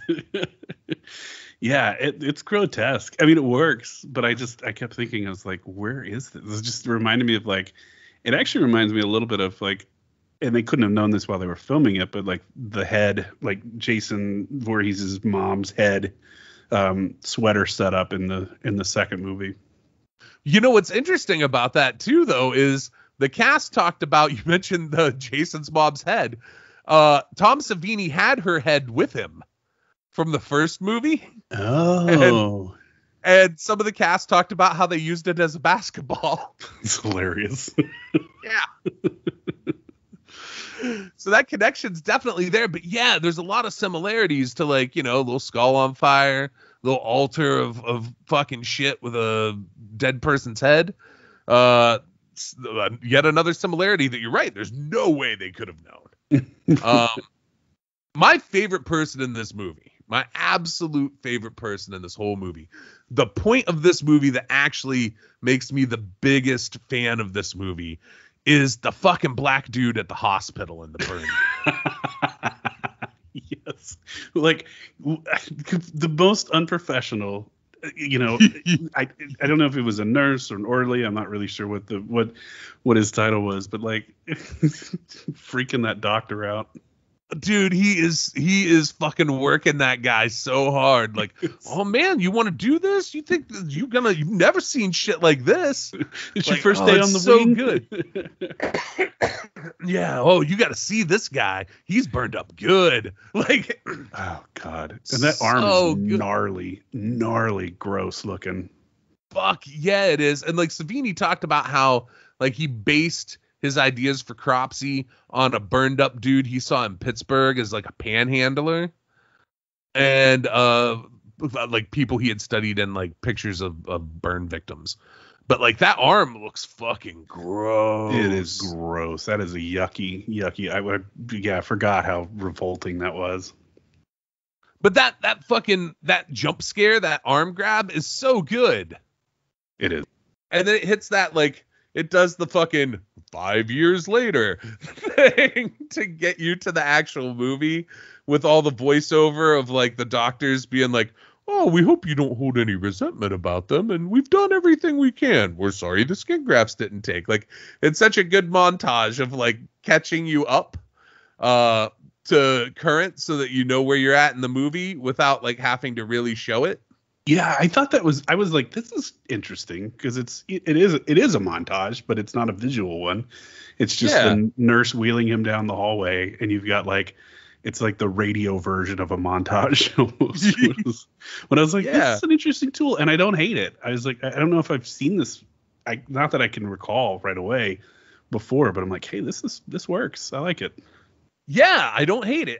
There's so many things like that with this movie that I like. I also like the idea that like you're a burn victim, you've been in the hospital for 5 years, fresh out the joint. What are you gonna do? Hooker murder. That's it. You go right for it. right to hooker murder. I also like that hooker is like I get it, you're a hooker, so like you're just, you know, you're gonna whoever, I guess, but like she hadn't like gotten close enough to check shit out. Like, how do you pick up a hooker from like 20 feet away? I know, without saying anything, because he doesn't say a word through the whole entire movie. Yeah. Like, did he just, when she was like, hey, you want to have some fun? He just nodded his head and then followed like 15 feet behind. Gave a thumbs up. Yeah. Indeed. And like her reaction, like once she sees him, is just fucking over the top. It's so ridiculous. Fucking, yeah. She is not winning any Oscars or Tonys. That's not fucking happening. I was like, come on, lady. I mean, like he's a little deformed looking, but it wasn't immediate that he was going to kill her, right? It's just that he was ugly, and she's like, no, get out, go away, please. And I was like, well, I mean, you actually, in a sense, created this monster as much as those kids who set him on fire, because you really hurt his feelings, and that's why he stabbed you with scissors, because you were like, yeah. He was just looking to get some hooker action. Been a long time. Yeah. You made him feel bad. Yeah. Scissored. Damn. you get scissored. She also was a very convinced, like that was good casting for a hooker. That a lot of times in movies, they make hookers look real like glamorous. And like, I've never seen like a real good looking hooker. Yeah, especially in Times Square at that time. Yeah, like she looked like a fucking real 80s hooker. Like she looked like a working hooker. Yeah. Yeah, seasoned. That's a seasoned hooker. She's seen some shit. Just not a burned man. No, that's a step too far. Like that she won't I have my limits. I'll do anything for money, but I won't do that. And like that part of the movie specifically, and I would hate to take anything away from the person who was actually the director, but I feel like the similarities are there so much that it's hard to not, and God, I hate to give this motherfucker more credit. It's hard to say that Savini didn't have something to do with the way all that looked, because it's so similar to Maniac. Yeah. Yeah, and it definitely feels disjointed from the rest of them. I mean, obviously, it's going to be because of where it was set, but it doesn't feel like anything else in the rest of the movie. Yeah, it's just got this different feel, like the camera shots, the pacing, everything, the way it lays out feels so much like Maniac. And now that could just be that the director was like, well, I need to look at what some recent horror movies have been, and he fucking got his hands on Maniac and just kind of copied it because it was like the year before. But I don't know. It's the similarities are enough that I kind of feel like Savini might have at least been like, hey, did you ever consider? Yeah, try this. Like, this has worked for me. Yeah. Yeah. But that whole part is very creepy. All the in-city stuff, just that whole open, has like a real gritty feeling that I like a lot. I love that era of New York City. I wasn't there for it, but man, it's such I'm just fascinated by movies made in that time. Me too, because, and it's so funny that like some movies of that time will embrace that, that there was that, like the Times Square of that era, and it and Hell's Kitchen and that whole area being like hookers and drugs and dangerous, and 42nd Street with all the porno theaters and shit, Yep. And then there's movies like Ghostbusters that are in that same era that are like, no, New York's fine. Very much. Yeah. There's I mean, he's problematic, but there's never been a Woody Allen movie that's featured a hooker in Times Square. No, but Woody Allen, I don't know that he ever ventured up into that part of Manhattan in his movies. You're probably right, actually. His movies took place in a different part of the city. Like, I don't know. So the camp, I don't know what it is with these campground movies and their obsession with fucking baseball games that go on way too fucking long. But we get another one of those in this movie. And I love the false kill here, where you think for sure she's going to get it in the woods.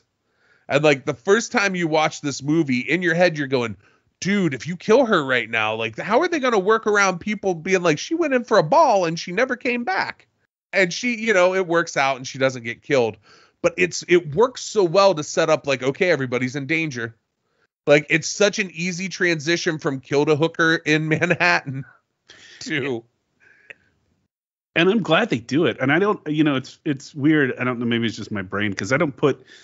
I mean, the hooker was a kill, like the first kill in the movie, but I don't really put her in that because it's so separated from the rest of the movie. So, yeah, they really stretch before he starts killing out for a while. I mean, it's a lot of teases, and I like that. I'm like, you don't need to start slaughtering these poor kids right away. No, and they pace some shit. Like, there are a lot of like, oh, is there going to be a kill?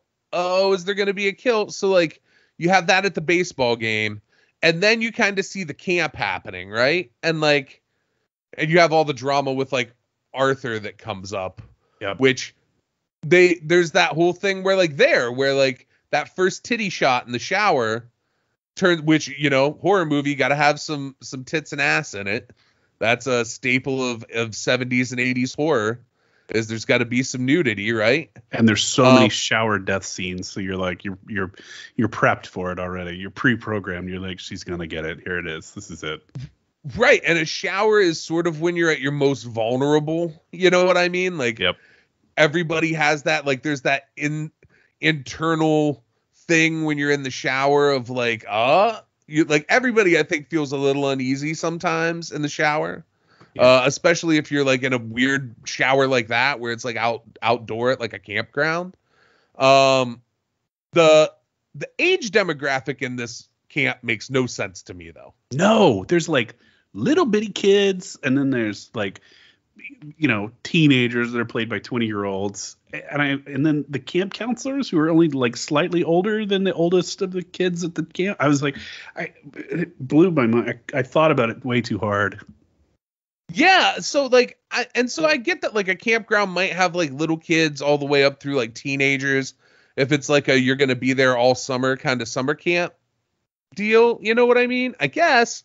But to me, in my head, like the oldest teenagers that would ever be at camp would be like 13 or 14-year-olds, right? That weren't like counselors, right? Like, I don't know. It just seems weird to me that there would be like some 16 and 17-year-olds who are, you know, just at camp fucking smoking cigarettes, like ripping heaters and trying to get laid. Yeah. And that was weird because it's like by the time you're 15 or 16 years old, most of these camps filled up with kids from New York City, right? Like parents had them they had to ship them off for the summer because they were still working and they didn't know what to do with their kids, and they didn't want them running around, you know, New York or the city by themselves. So it's by the time they're 15 or 16, they're on their own. They're cutting loose. They're spending summers, you know, hanging out at Union Square with their buddies. They're not going to camp. Right, or like going down to the beach and shit. You know what I mean? Like, that's, I sort of don't buy the, you know, a bunch of 17-year-olds are going to go on a canoe trip ripping heaters and trying to fuck at a summer camp. But it works for the movie. Like, eventually you're like, well, that's what's fucking happening. But I just always thought it would have made more sense every time I've watched this if like you just shifted those kids to being like the counselors. And then there's like that point where they're talking about Arthur and they're like, he's just a kid. And it's like, he's easily 23. Right. And like all of these kids smoke. All of them. Even Tiger. I was actually a little bummed when I saw her smoking. I was like, Tiger, you seem so wholesome. And she's like the first one that's ripping one. Yeah. That's what kids do in the 80s. Smoke cigarettes. I mean, I smoked cigarettes in the 90s, so I get it. I guess I was like 13 years old and smoking, so I guess it's accurate. It just comes off really weird in the movie. I also like that, like some of the jokes that are in this, I'm sure at the time felt like super funny. But like the one time he was like, this kid's the world bantamweight jerk-off champion. Yeah. Like, what does that mean? Who knows what bantamweight means unless you're really into boxing or UFC? Yeah. Yeah, if you're super into boxing, you might know. I'm really into boxing, and I couldn't tell you which weight class that is. I couldn't. I think it's pretty light, but another line that stood out to me was like vitamin E. You don't believe in that shit, do you? I didn't know vitamins were controversial in the 80s. Vitamins were like born in the 80s, though, weren't they? And then when they had their big explosion. I guess. I mean, I always remember having like Flintstone vitamin when I was a kid. But I had no idea that vitamins were looked at as like garbage science or something, like that they weren't real, you know? Also, even today, what teenage kid knows what vitamin E is? I don't even know what vitamin E is. Maybe that's me coming up, like I'm trying to think of which one it is. I'm like, I don't remember. I know D. I know D because nobody that lives in my city gets enough natural sunlight. So pretty much everyone I know takes vitamin D supplements. I do too. I have to take vitamin D. I fucked up and took Chantix to quit smoking, and it made my body not process vitamin D properly anymore. So I have to overload myself with 50,000 units a week. Wow. Yeah, I take it too, just because we're pale, sunless creatures here. So they also like this movie is quick to get some titties, like titties all the time. Like there's skinny dipping titties. There's them shower titties. Like it checks a lot of those like horror movie trope boxes right out the get. Like yeah, and it's weird because it does check a lot of the tropes, but then it completely ignores or does the opposite of some of the other ones that would become a lot more famous in other movies. Does that make sense? It does. It runs like a weird like razor of things that you come to expect and things that are like, whoa, I haven't seen that before, or where's this thing? Like the first camper murder, I feel like it takes forever to happen. It does. It takes forever. It's over almost an hour in. Yeah. But there's all those like almost things that like get you there. You know what I mean? Like every like 5 or 10 minutes, there's like is this? Oh, nope. Nope. That's not it. And then eventually. Oh, I was just gonna say, I think that's important because I think without those, you would have been bored out of your mind until that happens. Oh yeah, for sure. That's where the pacing comes in, and that's where I'm like, Harvey didn't get what he wanted, but he sort of did. Right. Like there's enough to get you to where you need to be, but then once the killings start happening, they kind of just come fucking furious. Oh yeah, that's then Tom Savini starts to have fun, and it is mayhem. Yeah, dude, and like. It follows the one rule of like, you fuck, you die. Except for the raft people. Did they fuck? I don't think anybody on that raft. No, but I mean, you don't have to fuck to die, but if you fuck, you die. Oh, yeah. Sorry. Yeah, you're right. Yeah. Because there's just two people who fuck and they're dead real quick. Real quick. One goes to get some firewood and that's it. I also love that, like, so many times in this movie, I mean, I guess it's just twice, but 2 times in this movie where you're expecting, like, so a normal horror movie, when he comes back and she's in the sleeping bag dead, it would have showed you her in the sleeping bag and then Cropsy would have been like behind him, right? Yeah. No, it's like Cropsy springs out of the fucking sleeping bag. And weird. You don't see it all. And I was like, what happened there? Why did that? What? Was it just, I think the only thing I think of is even though it didn't read on film, that it was just so dark that he couldn't have seen Cropsy right there. Right. I don't know. But that's and then he does the same thing in the canoe. Right, where it's like, where did he come from? He wasn't in I guess he was in the canoe, but like that's a trick. And he gets to his feet so quick. Yeah, and he's towering over him.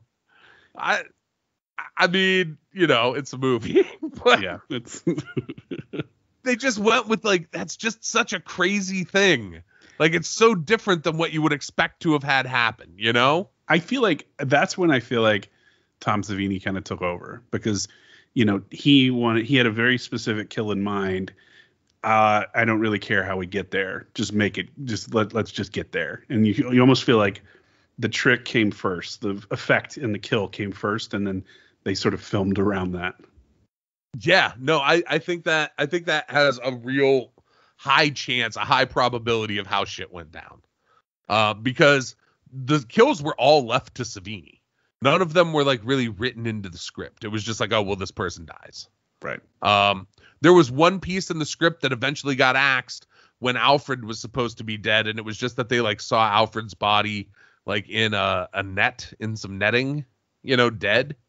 But like, that's not, I mean, once Savini would have got his hands on that, it would have been different, I'm sure. Yeah, it would have been something so different. Something else entirely.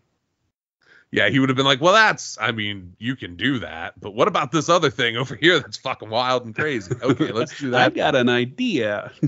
Yeah. Did you know that I'm a master of fill in the blank?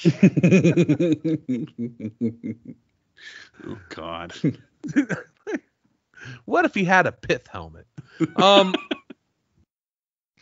Yeah, so I also, a thing in this movie that I think where it runs like a really weird line is like, so there's the narrative that goes through it that you kind of, I mean, I think it's kind of obvious through it, that like, oh, he's one of the dudes who burned up Cropsey. You know what I mean? Like they try to like allude to it, but I think it's kind of like it's pretty obvious, right? Going through.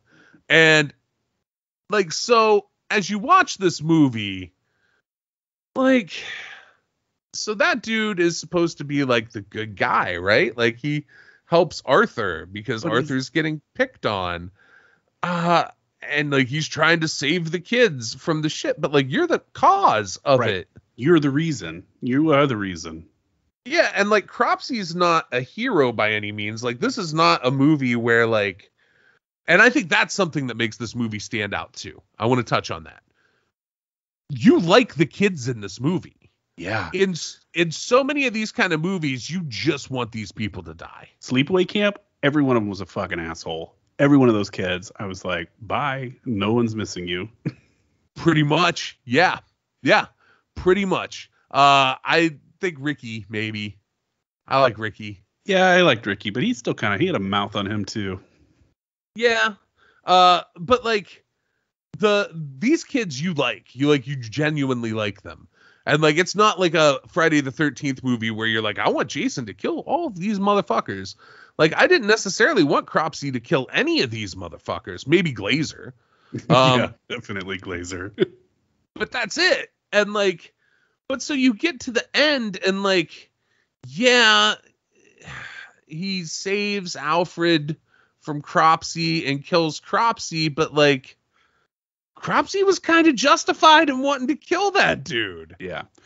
And I did like that they nailed the point where Cropsey was a sadist. They kept saying that when he was before he was burned. So like, he was always a bad dude. And then, the burned version is like all bets are off. Sure. No, and I get that completely, but I just don't know that there's anybody to cheer for at the very end.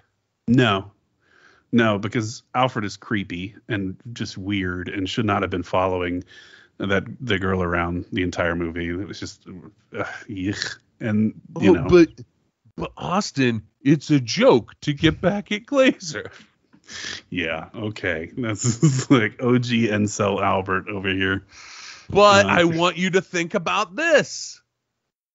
Who wrote this movie? Because there's a lot of like really inappropriate sex pest stuff that was just glaring in this movie. Yeah, and like, so did Harvey write it? No, I mean, technically his brother wrote it, but like, who knows his brother better than him? You know what I mean? Like, and his brother is no angel. I had a roommate for a long time that worked at Dimension, so that was Bob's half of the Weinstein company, and they were both rotten. Yeah, I mean, I guess like if this is actionable, like sue me. I don't know, whatever. I'm worth about $10,000, so have at it. But yeah, I mean, I don't think it's going out too far on a limb to be like, the Weinsteins weren't the best fucking people ever. Yeah. And they created a character in this movie that is absolutely a creep. Like, couple of them though, you know? Yeah, because Glazer is kind of a creep too. Yeah, and the guy at the skinny dip, Eddie, was just a violent asshole. Yeah. There's not, so I guess, I said that I like a lot of the kids in this. Maybe that wasn't so true. I mean, I guess I just like Jason Alexander's character and Woodstock. Like, and the female characters I thought were done well, which is nice. And kind of refreshing that it's like you've got a broad swath of actresses playing these female characters. I was like, listen, they're not all like skinny, blonde, beautiful women either, which is nice to see. Like it was interesting. They look like real girls. Yeah. I was like so you've got sympathetic victims who look like real people, like they were onto something. Yeah. Which is the exact opposite of like when a movie like this is made in the 90s. And I'm not saying I don't like some of those movies, but like when a movie like Scream, those are not like regular looking kids. No, those are Hollywood kids. Yeah, I know what you did last summer. The Faculty, those are Hollywood kids. Yeah.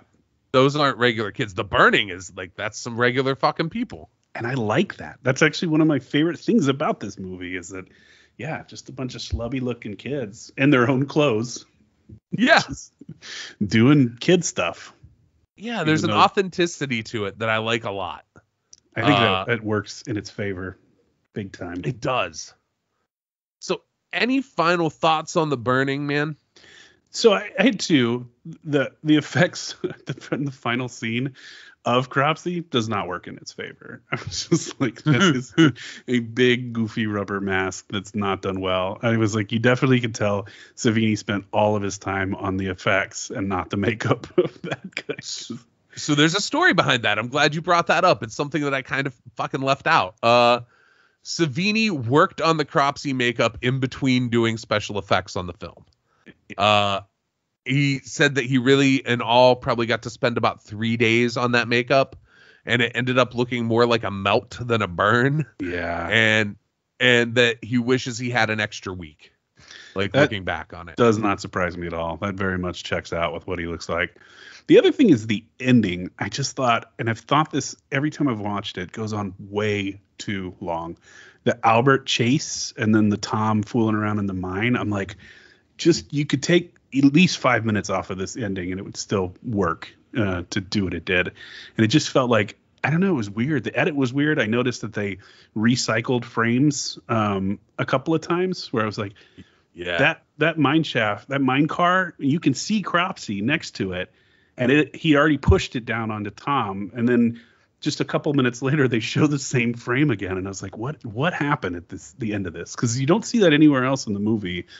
I think it may have been what you were talking about earlier, where Harvey Scissorhands wanted to get involved and make it his ending and got into a fight with the director, which is what one of the things he'd be known for the rest of his career. Right.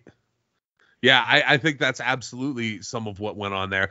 I also even think that part with the campfire at the end feels like that speech goes on for fucking way too long. Yeah, I'm like, unless somebody gets killed here, this is the dumb way to move in the movie. Yeah, it's not the best ending of a movie ever. That's the only thing. That's the only part of that movie that, I mean, the sex pest stuff is kind of rough, and that's more unpleasant to me than actually watching these killings on screen. Maybe that's just something about me, but that and the ending is just kind of it's a weird way to end the movie. Like, especially because he's got a flamethrower. You're like, what happened to the shears? You'd think he wouldn't like fire after being, I don't know, burned almost to death. But yeah, and then in the end, it ends up biting him in the ass, and he gets burned to death with a hatchet through his head. That shot of him on fire with the hatchet sticking out, that's such a great shot. I was like, whoever did that made it worth it. Yeah, that's the money shot for this movie. That and when he pulls his hand up and he's missing fingers. Yes. Those are the two like money shots of this movie for kills. Oh, totally. Or gore. Totally. Yeah, but I mean, it still works. It's a weird one because there wasn't any sequels to it, but I think it's essential viewing for any, genre nerds. Yeah, man, if you are into horror movies and you for some reason have never seen The Burning, seek it out, rent it. Actually, you know what? Fuck a rent it, because somehow that will put money in Harvey Weinstein's pocket. I'm going to tell you, it's on fucking YouTube. Yeah. Just watch it on YouTube. I don't know whose YouTube channel it's on, but that guy getting your money can't be worse than Harvey. So the shit's on YouTube. Watch it there. Man, it might be the best of the campground slasher movies. It really might. I didn't go into this thinking that it was, but I think you might be right. I think just for like the authenticity. Like, even though it's like, yes, these kids are like 23 years old. Well, yeah, so are the kids in Friday the 13th, right. I think there are probably, so like, I would say Friday the 13th part 4, but that's not a campground movie. Right. I love Sleepaway Camp, but I think as a movie, this is a better movie. I agree. I totally agree. There's a lot going on in Sleepaway Camp, though, too. Well, it's all the extras almost take away from the camp aspect of it. Yeah, that movie is special, though. I love that fucking movie. I do, too. Which you can go back and listen to that episode. It's the one right before this. So, is there anything you would like to plug? I guess just my podcast, if you are into hearing about really terrible people stealing money from other people. I won't broadly generalize the people they steal from, because it's a lot of different types of people. But it's called If You Catch My Grift. And I think maybe our new tagline is, I try to break my podcast partner's sense of decency and niceness in the world by exposing him to all of these terrible people that he's never heard of. So that seems to be the way that is trending lately, where he's just gets to be a little more sad than he was before after we end the episode. Poor Dalton. But it's fun. I enjoy doing it, and we have a good time. It is a very good podcast. If you have not listened to it, check it out.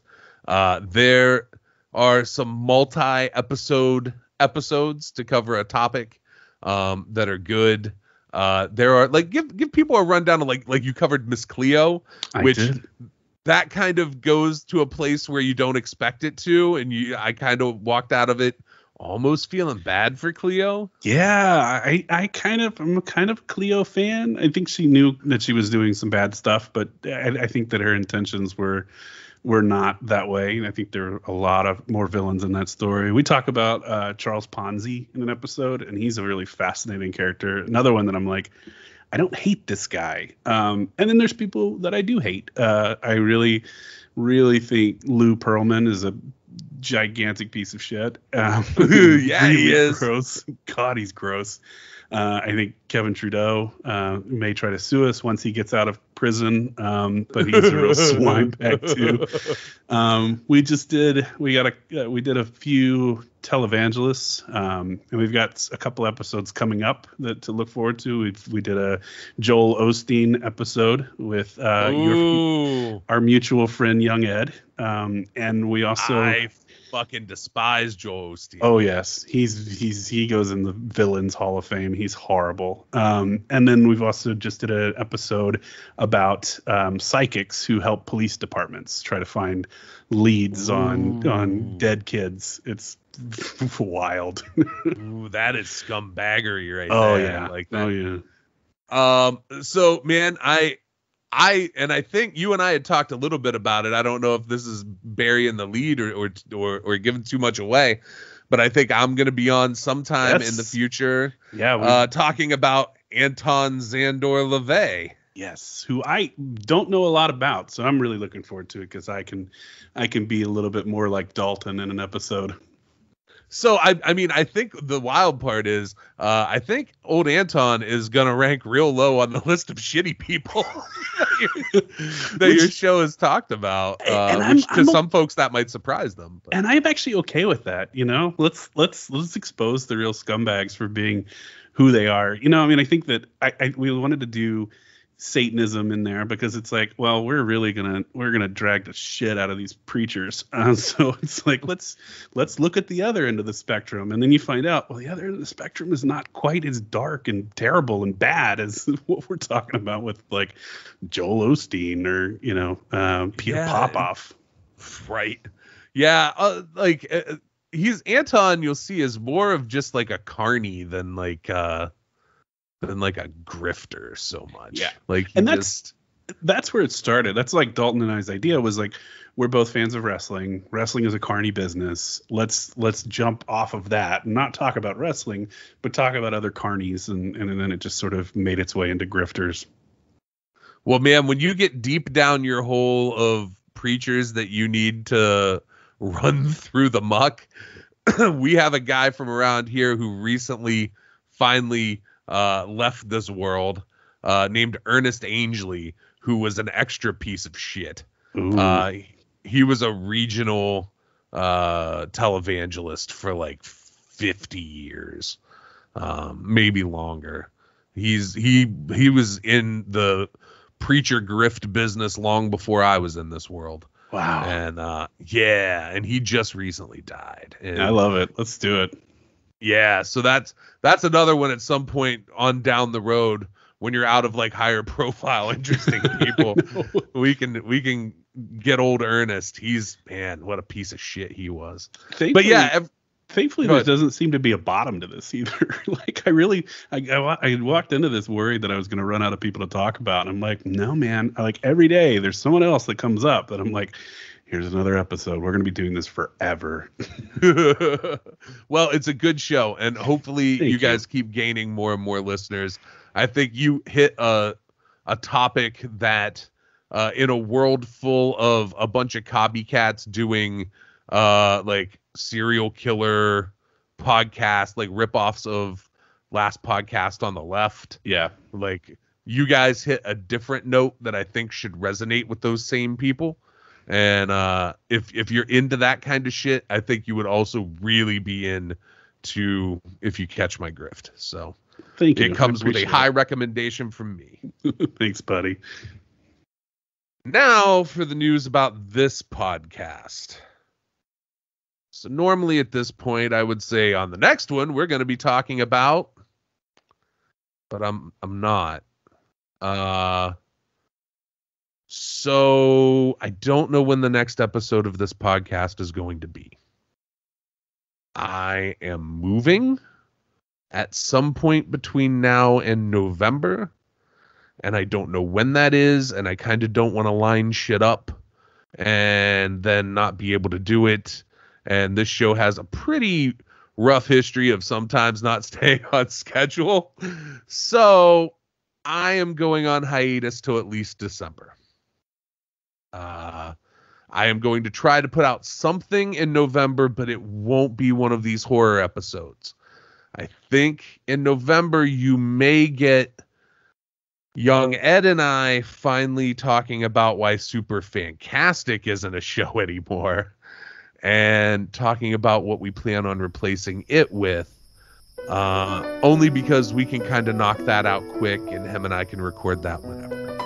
But until I am in my new place and the studio is reset up, I just don't want to make commitments. So please don't unfollow the podcast. It's coming back, but it's taking a little break. And when it comes back, hopefully it will be back with regular episodes. Askew will be back. We're going to dig back into Kevin Smith. That was supposed to be 12 episodes this year. It turned into 3 episodes this year. But there's going to be new shit from Ed and I. There will be more horror movies for sure. Kills me that I'm not going to do like 4 episodes in October. Timing just ain't there for it. But I will see everyone in December. Until then, enjoy your October. Watch a bunch of fucking horror movies. And I'll see you on the other side of this.